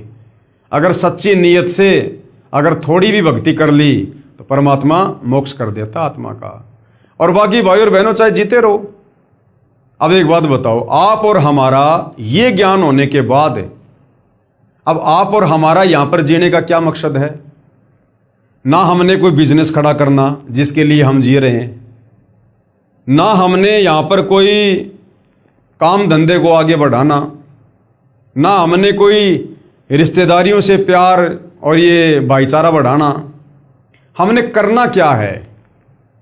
हमें परमात्मा ने अंत दिखा दिया, भविष्य दिखा दिया कि बिना भक्ति के आगे अंधकार ही अंधकार है और यहां से निकल लोगे तो फायदा है, नहीं तो ये काल का लोक है। अगर किसी भी पॉइंट पे फिसल गए तो फिर से जन्म मरण। तो आप और हमारा भाई और बहनों, चाहे हम 10 साल जिए चाहे 100 साल जिए, हमारा मकसद क्या है? जब तक हम जी रहे हैं तब तक हमारा मकसद ये कि भक्ति ज्यादा से ज्यादा करके भक्ति धन इकट्ठा करें और हम सतलोक चलें। और दूसरा तो भगत का कोई मकसद यहां इस काल के लोक में जीने का हो ही नहीं सकता कि भाई 2 साल बाद मेरे पोता होगा, मैं पोते का मुंह देखूंगा। अगर इस प्रकार की भी मन में कोई इच्छा है तो वो भगत नहीं है। बड़ा मकान बनाने की, बड़ी कार कोठी लाने की इच्छा है, वो भगत नहीं है। इच्छा तो हमने यहां पर किसी चीज की करनी ही नहीं है कि 2 साल बाद इतने पैसे हो जाएंगे, फिर मकान बनाऊंगा, गाड़ी लाऊंगा। अगर 2 साल के बीच में मृत्यु हो गई तो हमारी इच्छा क्या थी? बड़ा मकान बनाने की, बड़ी गाड़ी लाने की, बच्चे की शादी करने की, पोते का मुंह देखने की। अगर उस काम के कंप्लीट होने से पहले जो हमने मन में इच्छा कर रखी थी, अगर उससे पहले हमारी मृत्यु हो गई तो हमारा मोक्ष नहीं होगा, क्योंकि अभी हमारी काल लोक में कुछ करने की, कुछ प्राप्त करने की इच्छा शेष है। इसलिए परमात्मा कहते हैं, चिंता तो हरि नाम की और न चिंता दास। और कोई योजना मत बनाओ, भगत कोई योजना ना बनाए किसी भी प्रकार की। सुबह रोटी मिल गई, शाम की रोटी की उम्मीद भी मत करना, ना जाने कब यहां से चलना हो जाए। और अगर आगे की कोई प्लानिंग, कोई योजना, कोई इच्छा मन में है तो अंतर्यामी परमात्मा नहीं लेके जाएगा, यहीं पे रहना पड़ेगा। उस इच्छा को पूरा करवाएगा पहले परमात्मा। तो यदि हमारा मकसद सतलोक जाने का है और काललोक की कोई इच्छा नहीं है तो भाई और बहनों फिर एक बात बताओ, चाहे 10 साल जी लो चाहे 50 साल जी लो, अरे रोज का हमारा तो वही कर्म है, हमारा तो वही कर्म है रोज का। कोई नया तो हमारे जीवन में कुछ होगा नहीं भक्ति के अलावा। ना हमने नया कुछ चाहिए, ना हमने सांसारिक चौंचलों में पड़ना, ना रिश्तेदारियों में ब्याह शादी, बात छूचक, लेन देन, बारात में जाना। तो फिर हमारे जीवन में उमंग क्या है, रंग क्या है? कुछ भी नहीं है। हम तो केवल भक्ति के लिए जी रहे हैं। सुबह उठे, सुबह का नित्य नियम, फिर परमात्मा के सुमरण कर लिए, कोई सत्संग सुन लिया, फिर दोपहर की रमेणी, फिर शाम की संध्या आरती, फिर कोई परमात्मा का कोई सत्संग सुन लिया, कोई सुमरण कर लिया। बस इसके अलावा हमारे डेली रूटीन में क्या है? इसके अलावा हम क्या करेंगे बताओ? तो ये काम चाहे 10 साल कर लो ढंग से, नियत से, और ये काम चाहे तुम 100 साल तक करते रहो। तो भगत का मकसद अब केवल सतलोक जाना होना चाहिए। और उसके लिए जो भक्ति हम धीरे धीरे हम 20 साल में पूरी करेंगे, अरे भैया अच्छे से मर्यादा में रह के और कशक बना के वो अपने 10 साल में पूरी कर लो ना। अब ज्ञान तो हो ही गया ना कि पीछे से बच्चों को संभालने वाला भगवान है, इस घर परिवार को संभालने वाला भगवान है। अब तत्व ज्ञान होने के बाद भगत ठेकेदार नहीं बनेगा अपने बच्चों का, अपने घर का, अपने बिजनेस का, अपने खेतों का। अगर ठेकेदार बना हुआ है तो फिर अभी उसकी सतलोक जाने की इच्छा नहीं है, उसका टारगेट अभी काललोक है। कितने जन्म हो चुके हैं? कोटि जन्म तू राजा की न मिटी न मन की आशा। जिस व्यक्ति के 84 लाख योनियां भोगने के बाद एक मनुष्य जन्म होता है, और ये करोड़ों मनुष्य जन्म होने के बाद बड़ी मुश्किल से एक हमें राजा का जन्म मिलता है। और भगवान कहते हैं कोटि जन्म तू राजा की ना, कई करोड़ बार तू राजा रह चुका है। तो मनुष्य जीवन में हम कितनी बार रहे होंगे? साधारण मनुष्य जीवन में और हर बार हमारा परिवार भी होगा, हमारे बाल बच्चे भी होंगे, हमारे खेत खलियान भी होंगे, पोता पोती भी होंगे। अरे उनको भी तो छोड़ के जाना पड़ा था, तो उनको किसने संभाला होगा? सब अपना भाग्य लिखवा के लाते हैं। कोई अपने माँ के, अपने बाप के, अपने दादा के या अपने बाप दादाओं की जमीन और प्रॉपर्टी और बिजनेस के भरोसे नहीं आता है। जिसका जैसा प्रारब्ध होता है, पाप और पुण्य होते हैं, उस आधार से उसको किस परिवार में जन्म देना है, यह धर्मराय पहले से माँ के पेट में नियत कर देता है। यहाँ कोई किसी के भरोसे नहीं आता। हम तो अपने बच्चों के ठेकेदार बन रहे हैं कि मेरे बच्चे छोटे छोटे हैं, अभी मेरे बिना कैसे परिवार चलेगा, मेरे बच्चों के भविष्य का क्या होगा। और हम आज समाज में देख रहे हैं, हम अपने आसपास घर में, रिश्तेदार में, गांव में देख रहे हैं, बच्चा पैदा होने से पहले बाप मर जाता है और वो बच्चा जन्म लेने के बाद बहुत बड़ा अधिकारी बनता है, उस गांव में एक नंबर की पार्टी बनता है। तो क्या उसके बाप ने बनाया उसको? उसके बाप ने पढ़ाया? तो भैया सब यहां पर अपना प्रारब्ध लिखवा कर लाते हैं। हम सब कबीर भगवान की आत्मा हैं। हम यहाँ एक दूसरे को अपना समझ रहे हैं कि मेरा बेटा, मेरी बेटी। अरे हम सब कबीर भगवान के बेटा बेटी हैं। हम सब आपस में भाई बहन हैं। हम हंस आत्मा हैं। इस काल ने हमारे को, हमारे इन ऋण संबंधों के चलते बेटा बेटी, माँ बाप, पोता पोती, इन संबंधों में बांध दिया। इसी को तो कर्म बंधन कहते हैं। एक लेवा एक देवा दूतम, कोई किसी का पिता नहीं पुत्तम। ऋण संबंध जुड़े सब नाता, अंत में से 12 बाटा। ये तो काल ने हमारे को इन कर्म बंधनों में, ऋण संबंधों में बांध रखा है, पिछले जन्म के लेन देन के चलते। बाकी यहां कोई किसी का बाप नहीं, कोई किसी का बेटा नहीं। आज बाप और बेटे का रिश्ता है, कल को बाप मरने के बाद भक्ति नहीं करी तो नाइजीरिया में जन्म लेगा, बेटा पाकिस्तान में जन्म लेगा। जिंदगी में दोबारा कभी एक दूसरे की शक्ल भी नहीं देख पाएंगे, और कभी मिल भी गए तो भाई साहब राम राम, बस इससे ज्यादा कुछ बोलना नहीं होगा। तो भाई और बहनों, इस तत्व ज्ञान से हमने हर प्रकार से कमर कस लेनी है, सर पे कफन बांध लेना है कि संभालने वाला परमात्मा है। तीनों लोकों में प्रवेश करके सबका धारण पोषण वो कबीर भगवान करता है। आप और हमें, जिनको हम अपनी अज्ञानता के चलते, जिनको बेटा बेटी और पति पत्नी मान रहे हैं, हमसे ज्यादा चिंता उस कबीर परमेश्वर को अपनी उन आत्माओं की है। हम क्या चिंता कर सकते हैं? और हमारी चिंता करने से क्या हो जाएगा? अरे माता पिता ने बच्चे को सुबह नहला के, कपड़े पहना के, टिफिन दे के बस में बैठा दिया, जा बेटा स्कूल में। 2 किलोमीटर बाद में बस एक्सीडेंट हो गई, बेटा मर गया। क्या कर लेंगे चिंता करके माता पिता? क्या कर लिया माता पिता ने? क्या बचाव कर लिया माता पिता ने? और वहां उस बच्चे की रक्षा करने वाला भी कबीर भगवान है, क्योंकि वो हमारा बेटा बेटी तो केवल इसी जन्म में है। झूठे रिश्ते नाते, असल में वो आत्मा भगवान की है। असली बेटा वो कबीर भगवान का है, सतगुरु रामपाल जी का है। तो भाई और बहनों, आप और हम भी केवल उतना ही बचाव कर सकते हैं जितना हमारे और उसके जो संस्कार आपस में जुड़े हुए हैं।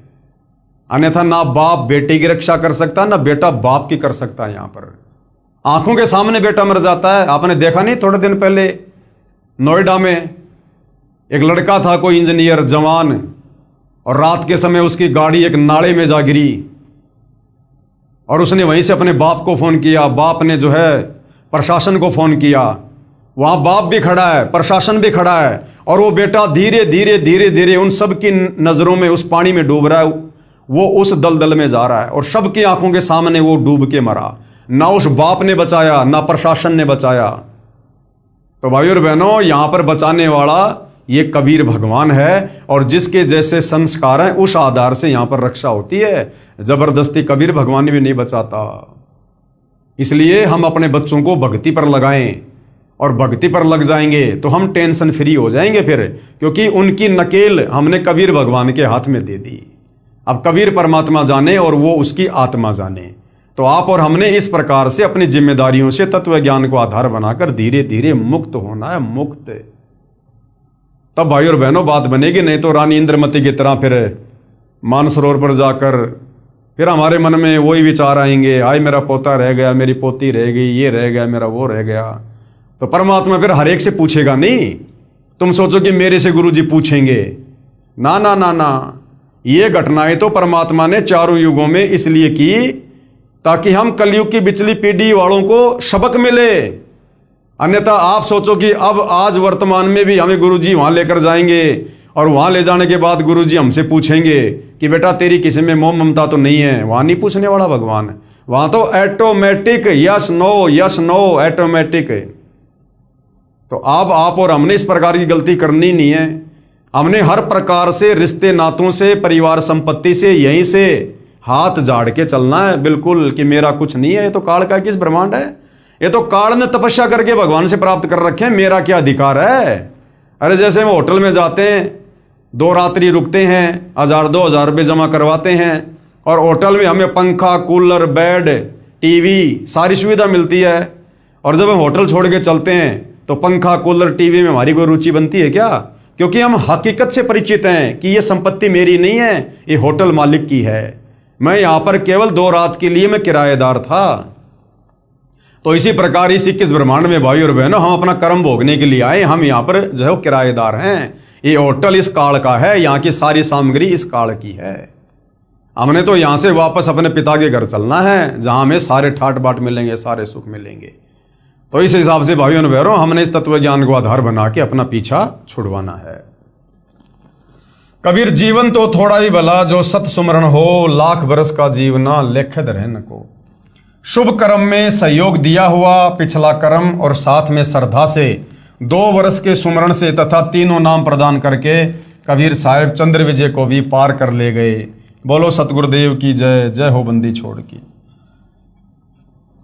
परमेश्वर कबीर साहिब जी सच्चे श्रद्धालु यानी सच्ची नीयत से मर्यादा में रहकर भक्ति करने वाले भगत की आयु बढ़ा देता है, जैसे चंद्र विजय की बढ़ा दी, तथा उसके परिवार की भी रक्षा करता है। उपरोक्त विवरण से सिद्ध हुआ, ये प्रमाण बहुत पहले के हैं। अब देखो क्या कह रहे हैं परमात्मा, कबीर परमेश्वर यानी परमेश्वर कबीर साहिब जी सच्चे श्रद्धालु की उम्र बढ़ा देता है। मान लो हम सच्चे श्रद्धालु हैं, हमने मर्यादा में रहकर सच्ची नीयत से सतलोक जाने के लिए भक्ति की, और कबीर परमात्मा जी हमें सतलोक के लिए ले जा रहे हैं, और हमें कबीर परमेश्वर जी ने मानसरोवर पर बैठा दिया, और हमारी आस्था चेक करने के लिए कबीर परमात्मा ने हमारे को दिव्य दृष्टि दे दी। और पीछे से ऐसी कोई घटना परिवार में बच्चों के साथ घटित भी हो जाए, तो हमने इस पॉइंट को ध्यान रखना है कि जो सच्ची नीयत से जो व्यक्ति भक्ति करता है, पीछे से क्या होता है, उसके परिवार की भी रक्षा करता है। कौन? कबीर भगवान। तो फिर हमने चिंता काहे की? अरे हम सच्ची नीयत से भक्ति करेंगे तभी तो ऊपर जाएंगे भगवान के साथ में, अन्यथा मर्यादा तोड़कर भक्ति करने वाले को तो परमात्मा यहीं पर त्रिकुटी से नीचे नीचे फैल कर देगा भगवान, लास्ट त्रिकुटी। तो यदि हम मानसरोवर पर चले गए हैं, सच्ची नीयत है तभी तो गए, तो पीछे से फिर भगवान का वादा है परिवार की भी रक्षा करेगा। जब भगवान ने परिवार की रक्षा की गारंटी दे दी, फिर हमने चिंता नहीं करनी चाहिए उस परिवार की। ये प्रमाण बहुत पहले के हैं, वर्तमान में साधारण व्यक्ति विश्वास नहीं करता। वर्तमान में पूज्य कबीर परमेश्वर की शक्ति से गुरुदेव कह रहे हैं कि मुझदास के द्वारा हुए कष्ट निवारण तथा आयु वृद्धि के ढेर सारे प्रमाण पढ़िए, पुस्तक परमेश्वर का सार संदेश है। तो कोशिश करेंगे, मालिक से प्रार्थना करेंगे, ये जो पवित्र पुस्तक है परमेश्वर का सार संदेश, इसके ऊपर भी हम आने वाले समय में वीडियो जो है बनाएंगे।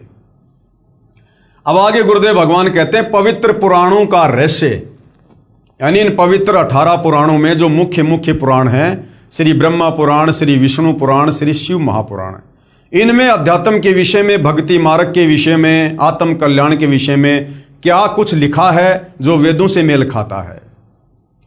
पुराणों को समझने के लिए ध्यान रहे कि श्री ब्रह्मा पुराण, श्री विष्णु पुराण तथा श्री शिव पुराण ये इस ब्रह्म यानी काल की लीला से प्रारंभ होते हैं। ब्रह्मा पुराण, शिव पुराण, विष्णु पुराण ये काल की लीला से शुरू होते हैं, ब्रह्म की लीला से। फिर ये नीचे इन ब्रह्मा विष्णु महेश पर आकर आगे की जानकारी देते हैं, जिसे प्रथम अव्यक्त गीता अध्याय 7 श्लोक 25 में कहा है।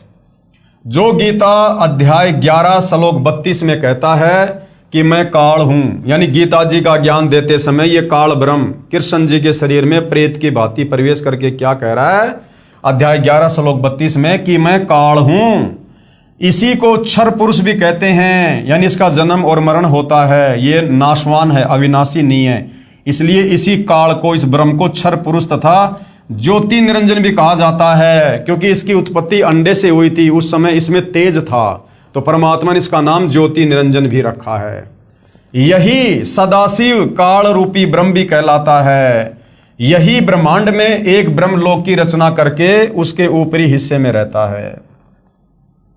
और यही काल क्या करता है? महाविष्णु, महाब्रह्मा तथा महाशिव कहलाता है, क्योंकि इसने अपने उस ब्रह्मांड में 3 गुप्त स्थान बना रखे हैं। एक रजोगुण प्रधान क्षेत्र, एक सतोगुण प्रधान क्षेत्र और एक तमोगुण प्रधान क्षेत्र। और जब इसने अपने तीनों पुत्रों की उत्पत्ति करनी होती है अपनी पत्नी दुर्गा के सहयोग से, तो ये दुर्गा को अपनी शक्ति से उस क्षेत्र में बुला लेता है और स्वयं भी वहां आ जाता है। और जब इसने रजोगुण युक्त बेटा उत्पन्न करना होता है तो उस रजोगुण युक्त क्षेत्र में ये काल स्वयं तो महाब्रह्मा रूप धारण कर लेता है और अपनी पत्नी दुर्गा को महासावित्री रूप बना देता है। और फिर जो पति पत्नी सहयोग से उस रजोगुण क्षेत्र में जो संतान उत्पन्न होती है वो रजोगुण युक्त हो जाती है और उसका नाम ये ब्रह्मा रख देते हैं। यही प्रक्रिया फिर ये सतोगुण क्षेत्र में करता है और एक विष्णु उत्पन्न करता है। यही प्रक्रिया फिर ये तमोगुण क्षेत्र में जाके करता है, खुद तो महाशिव बन जाता है और अपनी पत्नी दुर्गा को महापार्वती रूप बनाता है। और वहां जो बेटा उत्पन्न होता है उसको तमोगुण युक्त कर देते हैं और उसका नाम शिव रख देते हैं। तो ये काल ही क्या कहलाता है? यही महाविष्णु, महाब्रह्मा तथा महाशिव। एक तो होता है विष्णु, ब्रह्मा और शिव। इन तीनों से पहले शब्द लग गए महा, यानी महाविष्णु। जहां जहां महाविष्णु शब्द है समझ लो विष्णु रूप में काल है। जहां जहां महाब्रह्मा शब्द है समझ लो ब्रह्मा रूप में काल है। और जहां जहां महाशिव है वहां समझ लो शिव रूप में यह काल है। यही महाविष्णु, महाब्रह्मा तथा महाशिव कहलाता है। तथा उस क्षेत्र को काशी भी कहते हैं। उसी में रजोगुण प्रधान, सतगुण प्रधान तथा तमगुण प्रधान 3 स्थान बनाकर अपनी पत्नी दुर्गा यानी महालक्ष्मी को साथ रखकर 3 पुत्रों रजगुण श्री ब्रह्मा जी, सतगुण श्री विष्णु जी और तमगुण श्री शिव जी की उत्पत्ति करके अचेत कर देता है। अचेत अवस्था में ही इनकी परवरिश करता रहता है। अब इनकी जो परवरिश है वो कैसे होती है? अचेत अवस्था में, क्योंकि आध्यात्मिक शक्तियां हैं भाई और बहनों। आम व्यक्ति अगर बेहोश हो जाए, अचेत हो जाए, कोमा में चला जाए, जैसे बहुत सारे लोग हैं किसी कारण से कोमा में चले जाते हैं, 5-5 साल 10-10 साल कोमा में रहते हैं, तो उनकी परवरिश कैसे हो रही है? डॉक्टर नलकियों के द्वारा करते हैं।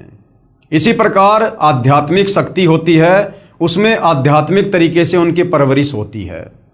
तो जब तक ये जवान नहीं हो जाते हैं तब तक काल के आदेश से दुर्गा इनको अचेत रखती है। श्री ब्रह्मा जी को कमल के फूल पर, विष्णु जी को शेषनाग की सैया पर और शंकर जी को कैलाश पर्वत पर, और बेहोश रूप में, अचेत रूप में दुर्गा इनकी परवरिश करती रहती है। यानी इनमें जो भी सॉफ्टवेयर डाउनलोड करना होता है वो इनकी अचेत अवस्था में डाउनलोड करते रहते हैं। अब एक बात बताओ, समुद्र मंथन के दौरान इस काल ने ब्रह्मा जी को 4 वेद दिए और चारों वेदों को ब्रह्मा जी ने पढ़ा। अब बताओ भाई और बहनों, ब्रह्मा जी कौन सी स्कूल में गया था? ब्रह्मा जी कौन सा कॉलेज करके आया था? ब्रह्मा जी के गुरु का क्या नाम है जिसने उसको अक्षर ज्ञान कराया हो, कह ख ग गहड़ा, उसको संस्कृत उसको सिखाई हो?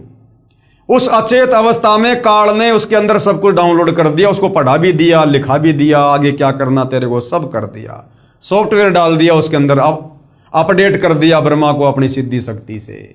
और ब्रह्मा कभी स्कूल में नहीं गया और तुरंत चारों वेदों को पढ़ने लगा संस्कृत भाषा में।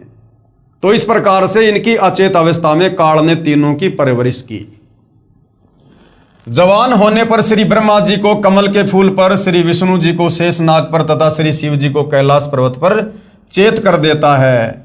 इन तीनों भगवानों को यानी ब्रह्मा विष्णु महेश को स्वयं ज्ञान नहीं है कि हमारा उत्पत्तिकर्ता कौन है। इन ब्रह्मा विष्णु महेश को खुद नहीं पता कि हमारा बाप कौन है, माता कौन है। इसकी चेतना तो इनको आ गई काल प्रेरणा से। विष्णु जी ने बता दिया कि मुझे याद आ गया जब मैं पालने में झूल रहा था, छोटा सा था, तो ये देवी मुझे खिला रही थी, ये अपन तीनों की माता है। लेकिन इनके बाप का इन तीनों को आज तक नहीं पता कि हमारा बाप कौन है। अब सोचो भाई और बहनों, आम समाज में जिस लड़के या लड़की को अपने बाप का पता ना हो, लोग उसको किस दृष्टि से देखते हैं। और हम इनकी पूजा कर रहे हैं जिनको अपने बाप का पता नहीं। इन तीनों प्रभुओं को स्वयं ज्ञान नहीं कि हमारा उत्पत्तिकर्ता कौन है। यही काल रूपी ब्रह्म ही विष्णु रूप धारण करके अपनी नाभि से कमल उत्पन्न करके उस पर श्री ब्रह्मा जी को रखकर होश में कर देता है। यही जब चाहे श्री ब्रह्मा, श्री विष्णु, श्री शिव रूप धारण करके दृष्टिगोचर होता है। यानी काल अपने वास्तविक काल रूप में दर्शन नहीं देता, उसने प्रतिज्ञा कर रखी है, लेकिन अपने तीनों बेटों के रूप में या अन्य किसी ऋषि महात्मा के रूप में वो जब चाहे जहां चाहे प्रकट हो सकता है। यह काल अपने वास्तविक रूप में कभी प्रकट नहीं होता, जो काल ने श्रीमद् भगवद गीता जी का ज्ञान देते समय दिखाया था। गीता अध्याय 10 श्लोक 11 में प्रमाण है। श्रीमद् भगवद गीता अध्याय 11 श्लोक 47 और 48 में कहा कि हे अर्जुन, ये मेरा वास्तविक काल रूप तेरे अतिरिक्त न तो पहले किसी ने देखा है, यानी ब्रह्मा विष्णु महेश ने भी नहीं देखा, तथा नहीं आगे कोई देख पाएगा, आगे भी नहीं देख पाएंगे ब्रह्मा विष्णु महेश। ये तो मैंने तेरे ऊपर अनुग्रह करके दिखाया है। ये मुझ ब्रह्म का हजार भुजाओं व नेत्रों आदि वाला काल रूप वेदों में वर्णित विधि से, जैसे यज्ञ, ओम नाम के जाप आदि से कभी नहीं देखा जा सकता। भावार्थ है कि वेदों में वर्णित विधि से प्रभु प्राप्ति नहीं है, इसलिए ऋषियों, महर्षियों ने वेदों में ओम नाम को प्रभु प्राप्ति का जानकर प्रभु प्राप्ति के लिए यज्ञ तथा ओम नाम के जाप की घोर साधनाएं की, परंतु ब्रह्म के दर्शन नहीं हुए। अब बेचारे ऋषियों को, मुनियों को तत्व ज्ञान का पता नहीं, सृष्टि रचना का पता नहीं, पांचवें वेद सूक्ष्म वेद का ज्ञान नहीं। इन्होंने वेदों को पढ़ा, वेदों में एक ओम नाम है। यजुर्वेद अध्याय 40 मंत्र 10 या 15 एक ओम नाम है। गीता अध्याय 8 श्लोक 13 इसमें ओम नाम है। अब इन ऋषियों ने वेदों को पढ़ा। अब वेदों में महिमा तो लिखी है भगवान की, परमेश्वर की, और मंत्र जाप करने का है इस काल का। तो ऋषि मुनियों ने इस ओम नाम को, जो काल का मंत्र है, इसी को पूर्ण ब्रह्म परमात्मा का मंत्र मान लिया और लग गए दिन रात एक कर दी परमात्मा प्राप्ति के लिए, भगवान के दर्शन करने के लिए। अब इन बेचारों को तत्व ज्ञान नहीं, इनको सृष्टि रचना नहीं, कि काल को तो श्राप लगा हुआ भाई 1 लाख मानव शरीरधारी आत्मा खाने का, और इसने प्रतिज्ञा कर रखी अपनी पत्नी दुर्गा को, कहा कि मैं कभी किसी को अपने वास्तविक काल रूप में दर्शन नहीं दूंगा। तो बेचारे ऋषि मुनि महात्मा ओम नाम का जाप कर करके समाधि लगा लगा के थक गए, लेकिन उनको इस काल ब्रह्म ने दर्शन नहीं दिए। और जो परमात्मा दर्शन देता है, मिलता है, वो विधि तत्वदर्शी संत के अलावा इन चारों वेदों में नहीं। तो तत्वदर्शी संत उनको मिला नहीं जिससे परमात्मा के दर्शन हो। तो इस कारण से भाइयों और बहनों, इन साधु संत महात्माओं ने समाधि लगाई, तप किए, ओम नाम का जाप किया, लेकिन काल की प्रतिज्ञा है मैं किसी को दर्शन दूंगा नहीं, उसने दर्शन दिए नहीं। जिस कारण से अंत में उन साधु संत महात्माओं ने यह निर्णय कर लिया कि परमात्मा निराकार है, जबकि वो निराकार नहीं, वो काल साकार है, लेकिन अपनी प्रतिज्ञावश वो किसी को दर्शन नहीं देता। ओम नाम को प्रभु प्राप्ति का जानकर प्रभु प्राप्ति के लिए यज्ञ तथा ओम नाम के जाप की घोर साधनाएं की, परंतु इस ब्रह्म के दर्शन नहीं हुए। किसी ने कमलों का प्रकाश देख लिया, किसी ने शरीर में ज्योति देखी तथा धुनें सुनी, जो काल ब्रह्म का छल है, ये अपने तक नहीं पहुंचने देता किसी की भी सुरती को। किसी ने सहस्त्र कमल की 1000 ज्योतियों से निकल रहा प्रकाश देखकर प्रभु की प्राप्ति मान ली। जैसे किसी स्थान पर एक ही रंग के 1000 बल्ब एक दूसरे के साथ सटाकर गोलाकार में जगह रखे हों, दूर से देखने वाले को एक प्रकाश समूह ही दिखाई देगा, यानी एक आग का सा गोला दिखाई देगा, लेकिन उसके निकट जाने पर पता लगता है कि यह तो बल्बों यानी उन लटुओं का प्रकाश है, अलग अलग है। तो जिस एकाध की समाधि सहस्त्र कमल दल में चली गई, वहां पर इसने 1000 ज्योतियां दिखा दी अपनी, जिस कारण से उसने मान लिया कि बस यही परमात्मा है, ज्योति रूप ही है भगवान। इसी प्रकार कुछ साधक हठ योग करके शरीर में अंतर्मुख होकर कुछ आतिशबाजी को देखकर प्रभु की प्राप्ति मान लेते हैं, उसी में खुश हो जाते हैं कि हमने कर लिए भगवान के दर्शन।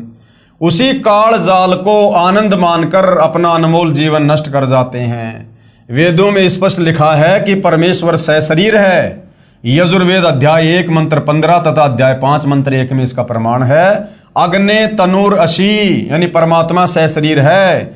विष्णवे तवा सोमस्य तनुरसी और सबका धारण पोषण करने वाले परमात्मा का शरीर है।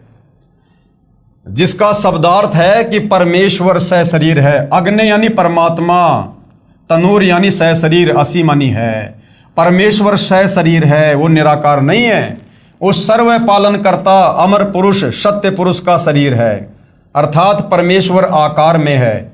इसीलिए ऋषियों ने प्रभु दर्शन के लिए घोर साधनाएं की, परंतु वेदों में वर्णित विधि से प्रभु प्राप्ति नहीं हो सकती। ओम नाम के जाप से परमात्मा प्राप्ति नहीं हो सकती।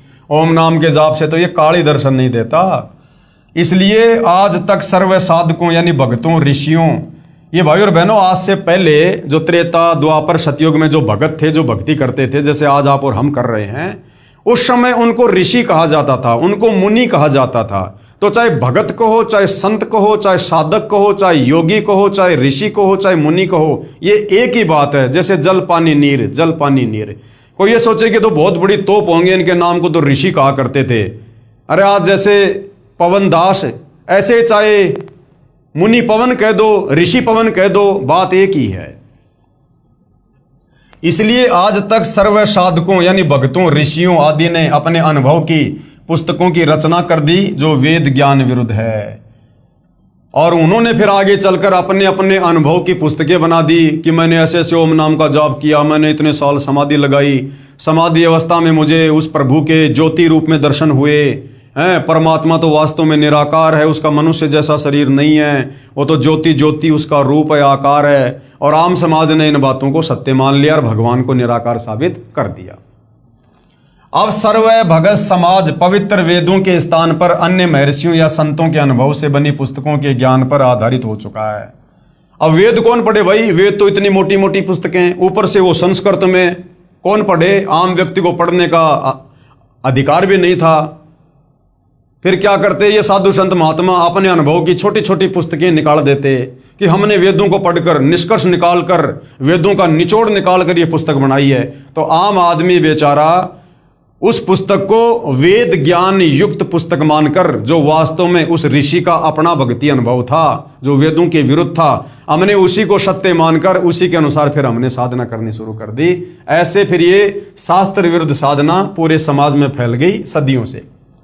पवित्र वेदों तथा श्रीमद् भगवद गीता जी का ज्ञानदाता ब्रह्म कह रहा है कि तीनों गुण, रजगुण ब्रह्मा, सतगुण विष्णु, तमगुण शंकर जी, इनकी इष्ट रूप में पूजा के योग्य नहीं है। गीता अध्याय 7 श्लोक 12 से 15 ये गीता ज्ञान देने वाला काल ब्रह्म खुद कह रहा है कि ब्रह्मा विष्णु महेश यानी रजगुण सतगुण तमगुण, ये तीनों देवता पूजा के योग्य नहीं है। ब्रह्मा विष्णु महेश की पूजा का विधान नहीं है, क्योंकि ये भी नाशवान है, अर्थात जन्म मरण में है, तथा कर्म का फल ज्यों का त्यों ही देते हैं।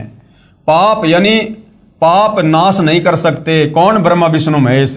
इनके पुजारी भक्तों को प्रारब्ध में लिखे कष्ट को भोगना ही पड़ता है। इन तीनों भगवानों की साधना से क्षणिक सांसारिक सुख तो प्राप्त हो जाता है, परंतु पूर्ण मोक्ष नहीं होता, अर्थात जन्म मरण से छुटकारा नहीं है। इन तीनों प्रभुओं श्री ब्रह्मा जी, श्री विष्णु जी, श्री शिव जी से मिलने वाले क्षणिक लाभ पर जिनकी आस्था बनी है, वे राक्षस स्वभाव को धारण किए हुए मनुष्यों में नीच दुष्कर्म करने वाले मूर्ख मुझकाल ब्रह्म को भी नहीं भजते।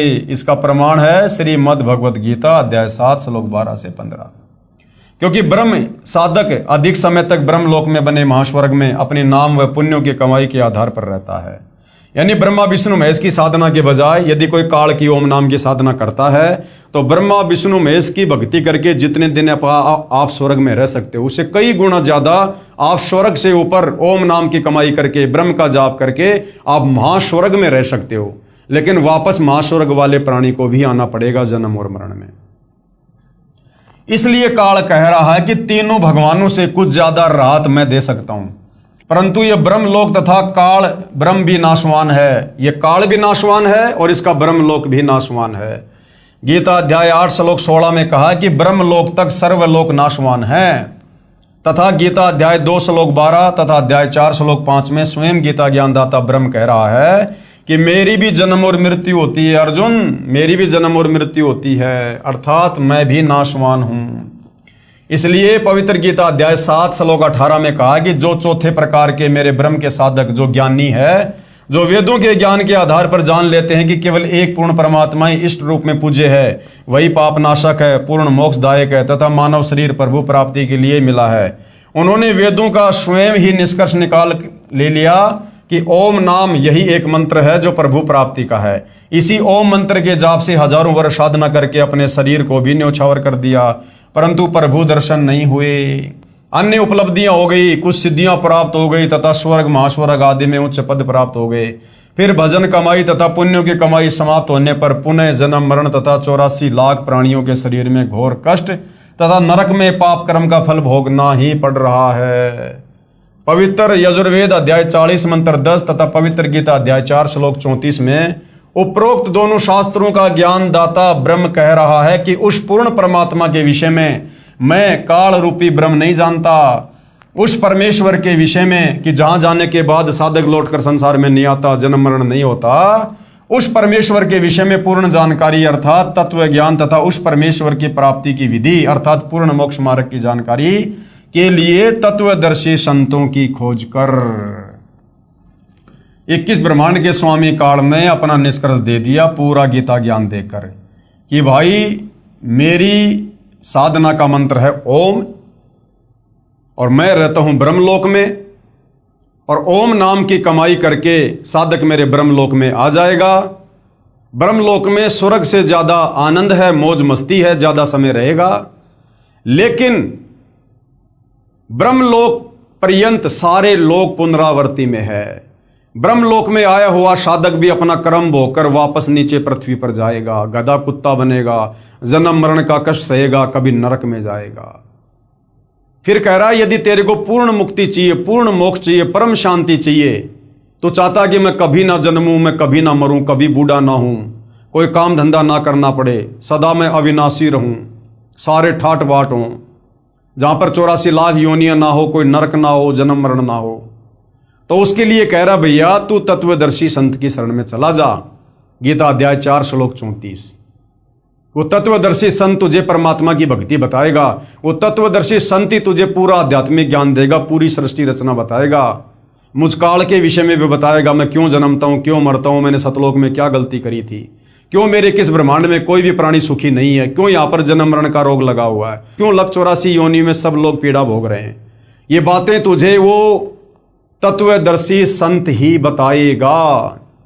तो गीता ज्ञानदाता काल ब्रह्म ने ऑप्शन छोड़ दिया कि भैया कंप्लीट मोक्ष मार्ग, कंप्लीट भक्ति विधि मुझ काल ब्रह्म को भी नहीं पता है, इसके लिए तो किसी तत्वदर्शी संत की शरण में जा। तो आज भाई और बहनों वह तत्वदर्शी संत सतगुरु रामपाल जी हैं। बहुत बड़ा मौका, जबरदस्त सुअवसर है। फिर जैसे वे साधना बताएं वैसे कर, उसके पश्चात उस परम पद परमेश्वर की खोज करनी चाहिए, अर्थात सतलोक के लिए भक्ति जी जान से करनी चाहिए, जिसमें गए हुए भगत फिर लौटकर संसार में नहीं आते, यानी मेरे वाले संसार में 21 ब्रह्मांड में नहीं आते, जो सतलोक चले जाते हैं, अर्थात पूर्ण मोक्ष प्राप्त करके सदा के लिए जन्म मृत्यु तथा 84 लाख योनियों के कष्ट तथा नरक की पीड़ा के कष्ट से मुक्त हो जाते हैं, तथा पूर्ण शांति प्राप्त करके शाश्वत स्थानम अविनाशी लोक अर्थात सतलोक को प्राप्त हो जाते हैं। इसका प्रमाण गीता जी अध्याय 15 श्लोक 1 से 4 तत्वदर्शी संत की यहाँ पर पूरी तरह से पहचान बताई गई है, तथा गीता अध्याय 18 श्लोक 62 और ऋग्वेद मंडल 1 सूक्त 24 मंत्र 1 और 2 में। तत्वदर्शी संत के न मिलने के कारण सभी ऋषिजन यानी सभी भगत, त्रेता सतयुग और द्वापर वाले सभी ऋषिजन यानी भगत जन वेदों अनुसार साधना करके भी महाकष्ट में ही रह जाते हैं। इसलिए गीता अध्याय 7 श्लोक 18 में कहा है कि जो ज्ञानी आत्मा है वे है तो अच्छी, क्योंकि प्रभु प्राप्ति के लिए तन मन धन से वेदों अनुसार साधना करते हैं, परंतु वे भी मुझ काल ब्रह्म की अनुतमाम यानी अति घटिया गति अर्थात साधना से मिलने वाले लाभ पर ही आश्रित हैं, क्योंकि वो चारों वेदों का निष्कर्ष निकाल लेते हैं। चारों वेदों में केवल एक ओम मंत्र है, इसी को परमात्मा का मानकर वो तन मन धन से भक्ति पर लग जाते हैं, परंतु ओम नाम के कारण वो ब्रह्मलोक में आ जाते हैं और ब्रह्मलोक से फिर नीचे अपना कर्म भोगने के लिए जाते हैं, जिससे इनका पूर्ण मोक्ष नहीं हो सकता। जन्म मृत्यु तथा नाना प्राणियों के शरीर में तथा नरक में कर्म आधार से कष्ट कभी समाप्त नहीं हो सकता इस काल ब्रह्म की वेदों अनुसार साधना से। ज्योति निरंजन अर्थात काल रूपी ब्रह्म ने कसम खाई है कि मैं कभी भी किसी को किसी भी साधना से अपने असली काल रूप में दर्शन नहीं दूंगा। इसलिए यही काल रूपी ब्रह्म ही अपने पुत्रों ब्रह्मा विष्णु शिव के रूप में दिखाई देकर नाना लीला करता है, ये चरित्र करता है, जिस कारण से अन्य जन सोचते हैं कि ये लीला भगवान विष्णु ने की है, कभी कहते हैं कि ये लीला श्री ब्रह्मा ने की है, कभी कहते हैं कि ये लीला श्री शिव ने की है। जैसे आम व्यक्ति कहता है कि श्री ब्रह्मा जी की उत्पत्ति श्री विष्णु जी की नाभि से, नाभि कमल पर हुई, उस समय श्री विष्णु जी के रूप में काल ने अपनी नाभि के कमल प्रकट किया था। तो ऐसे ये काल अपने तीनों पुत्रों का रूप बनाकर तरह तरह की लीला करके और भक्तों को भ्रमित रखता है। ब्रह्मा पुराण यानी सृष्टि वर्णन नामक अध्याय में श्री लोमय ऋषि, जिसे सूत जी भी कहा जाता है, इन्होंने अपने गुरुदेव श्री व्यास ऋषि से सुना ज्ञान कहा है कि व्यास जी ने श्री नारद जी से सुना तथा श्री नारद जी ने अपने पिता श्री ब्रह्मा जी से जानकारी प्राप्त की थी। श्री ब्रह्मा जी को स्वयं ज्ञान नहीं कि मैं कहां से उत्पन्न हुआ। श्री देवी महापुराण 3रा स्कंद, ब्रह्मा खुद कह रहा कि बेटा नारद मुझे पता नहीं मैं कमल के फूल पर कैसे आ गया, कौन मेरा माँ है, कौन मेरा बाप है, मुझे कुछ पता नहीं। ब्रह्मा जी को खुद अपनी उत्पत्ति का नहीं पता, ब्रह्मा भला सृष्टि की उत्पत्ति कैसे करेगा। श्री देवी महापुराण 3रे स्कंद में साफ साफ लिखा हुआ, 6ठा अध्याय 3रा स्कंद। इसका भावार्थ ये नहीं है कि पुराणों का ज्ञान गलत है। जो ज्ञान श्री ब्रह्मा जी ने होश में आने के पश्चात कहा है वह उसी स्तर तक तो सही है, परंतु चेत होने से पूर्व का ज्ञान दंत कथा लोकवेद है। जो पूर्ण परमेश्वर ने प्रथम सतयुग में सतसुकृत नाम से प्रकट होकर तत्वदर्शी संत रूप से तत्व ज्ञान तथा वास्तविक सृष्टि रचना का ज्ञान श्री ब्रह्मा जी तथा श्री मनु जी आदि को दिया था। इन्होंने सुनकर भी अनसुना कर दिया। तत्पश्चात जब श्री ब्रह्मा जी से इसी के वंशज पूछने लगे तो उस सुने सुनाए ज्ञान के आधार से कुछ मिलावट करके पूर्व का ज्ञान कहा है, जिस कारण से कोई पुराण निर्णायक ज्ञान युक्त नहीं है।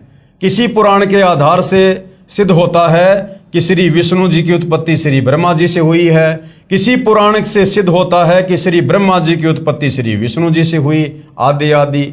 इसी कारण सभी ऋषिजन तथा श्री ब्रह्मा विष्णु तथा शिव जी भी संशय में हैं।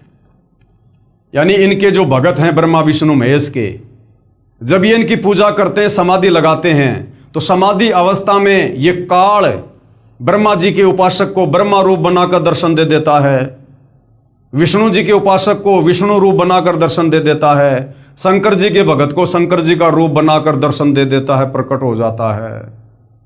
और वो साधक समझ लेते हैं कि बस ब्रह्मा जी भगवान है, विष्णु जी के साधक समझते श्री विष्णु जी परमात्मा है, और आपस में एक दूसरे को सर्वश्रेष्ठ बताकर आगे प्रचार प्रसार करते रहते हैं। और इसी आधार से उन साधकों ने, उन ऋषियों ने आगे चलकर अपने अनुभव की पुस्तकें लिख दी। किसी ने लिख दिया कि श्री ब्रह्मा जी भगवान है, शंकर और विष्णु ब्रह्मा जी से तो उत्पन्न हुए हैं। विष्णु जी के उपासक ने लिख दिया कि विष्णु भगवान है, ब्रह्मा जी और शंकर जी विष्णु जी से उत्पन्न हुए हैं। कोई शंकर जी का भगत लिख देता कि बस ब्रह्मा और विष्णु शंकर जी से उत्पन्न हुए हैं, यही महेश्वर है, मृत्युंजय है। तो इस प्रकार से इस काल ने भाई और बहनों 21 ब्रह्मांड के प्राणियों को अपने भोजन के लिए, इसको रोजाना 1 लाख प्राणी खाने होते हैं, और इसको पता है कि ये मेरा भोजन, ये जीव यदि यहाँ से मुक्त हो सकते हैं मेरे 21 ब्रह्मांड से, तो केवल शास्त्रों के आधार से भक्ति करने से मुक्त हो सकते हैं। तो उसके लिए भाई और बहनों इसका परम कर्तव्य बन गया, इसकी मजबूरी होगी, हमें धर्मशास्त्रों के आधार पर अपने द्वारा भेजे गए साधु संत ऋषियों गुरुओं के द्वारा उल्टी व्याख्या करवा के, शास्त्र विरुद्ध साधना करवा के हमें अपने जाल में फंसा के अपने भोजन के लिए रखता है। और इन शास्त्रों का यथार्थ ज्ञान, वास्तविक ज्ञान, निचोड़, निष्कर्ष कबीर परमात्मा स्वयं सतलोक से चलकर काल के 21 ब्रह्मांड में तत्वदर्शी संत बनकर हमें बताते हैं, समझाते हैं। तो जब तक हमें वो कबीर भगवान तत्वदर्शी संत के रूप में नहीं मिलेगा, तब तक हमें किसी भी ग्रंथ का, हम चाहे कितने बड़े विद्वान हैं, चाहे संस्कृत के प्रकांड ज्ञाता हैं, हम इन धर्म ग्रंथों का सार नहीं निकाल सकते, निष्कर्ष पर नहीं पहुंच सकते। जिस प्रकार एक 5वीं कक्षा का बच्चा है, 5वीं कक्षा के बच्चे को हिंदी पढ़ना आ जाता है, और पीएचडी की पुस्तक भी भाई और बहनों हिंदी में है। वो 5वीं कक्षा का बच्चा पीएचडी की पुस्तक को हिंदी में पढ़ तो सकता है, लेकिन पीएचडी की पुस्तक के जो शब्द हैं वो बहुत ही गूढ़ हैं। उन शब्दों का अर्थ वो 5वीं क्लास का बच्चा नहीं समझ सकता, केवल उसको पढ़ सकता है। इसी प्रकार हमारी ये नादान धर्मगुरु आचार्य शंकराचार्य संत महंत, इन्होंने संस्कृत भाषा को तो जान लिया, परंतु वेद संस्कृत भाषा में कहना क्या चाहते हैं, उन श्लोकों का वास्तव में अर्थ क्या है, इन अर्थों को ये संस्कृत के विद्वान नहीं समझ पाए, उसको समझाने के लिए स्वयं कबीर परमात्मा ही संत रूप में, सतगुरु रूप में, जगत गुरु रूप में, तत्वदर्शी संत के रूप में धरती पर आकर हमें ज्ञान देते हैं। और जब तक हम तत्वदर्शी संत की शरण में नहीं आएंगे, और तत्वदर्शी संत की शरण प्राप्त होना कोई बच्चों का खेल नहीं है भाई और बहनों। इसके लिए आत्मा के पास युगों युगों के मजबूत भक्ति संस्कार चाहिए। सकल पदार्थ है जगमाही, भाग बिना नर पावत नाही। तो ये भाग भी कबीर भगवान ही आप और हमें भक्ति करवा के बनाता है। तो आज धरती पर सहज में सुलभ तत्वदर्शी संत उपलब्ध है। ये हमारा परम सौभाग्य है इस पृथ्वी के समस्त मानव जाति का। आज यदि हम सतगुरु रामपाल जी के सत्संग सुनकर, ज्ञान को आधार बनाकर, अगर उनसे उपदेश लेकर भक्ति कर लेते हैं, आज हमारा सहज में इस काल के 21 ब्रह्मांड से, जन्म मरण से, लख 84 योनियों के कष्ट से, तपस्या की पीड़ा से, नरक की यातनाओं से आज सहज में पीछा छुड़वाया जा सकता है। अगर आज मौका चूक गए, अनंत युगों तक फिर गधे, कुत्ते, सुअर, मक्खी, मच्छर, गंदी नाले का कीड़ा या इसी प्रकार से कष्ट भोगने पर हम विवश होंगे। तो भाई और बहनों, ये जो पुराण हैं, इनमें भी जहां तक वेदों के अनुसार ज्ञान है, उसका समर्थन सतगुरु रामपाल जी कर रहे हैं और हमें इनका सार निकाल कर समझा रहे हैं। और जो ज्ञान इन पुराणों में वेदों के विरुद्ध है, वो हमारे किसी मतलब का नहीं, वो किसी साधु संत ऋषि महात्मा के अपने अनुभव का ज्ञान है। जो वेदों से मेल नहीं खाता, वो हमारे किसी काम का नहीं है। तो भाई और बहनों, अगले एपिसोड में हम पढ़ेंगे श्री ब्रह्मा जी तथा श्री विष्णु जी का युद्ध। अब बताओ, ये देवी देवता भी आपस में लड़ते हैं, आम आदमी कैसे इनकी भक्ति करके लड़ाई झगड़े से दूर हो सकता है? ये खुद भी लड़ाई झगड़ा करते हैं। तो अगले टॉपिक में हम इसी विषय पर चर्चा करेंगे और अच्छे से अध्यात्म को जानने का प्रयास करेंगे। तब तक पूज्य गुरुदेव भगवान हम सबको आज्ञा दे, आशीर्वाद दे, सद्बुद्धि दे, हमारा मार्गदर्शन करें। बंदी छोड़ सतगुरु रामपाल जी परमेश्वर जी की जय हो।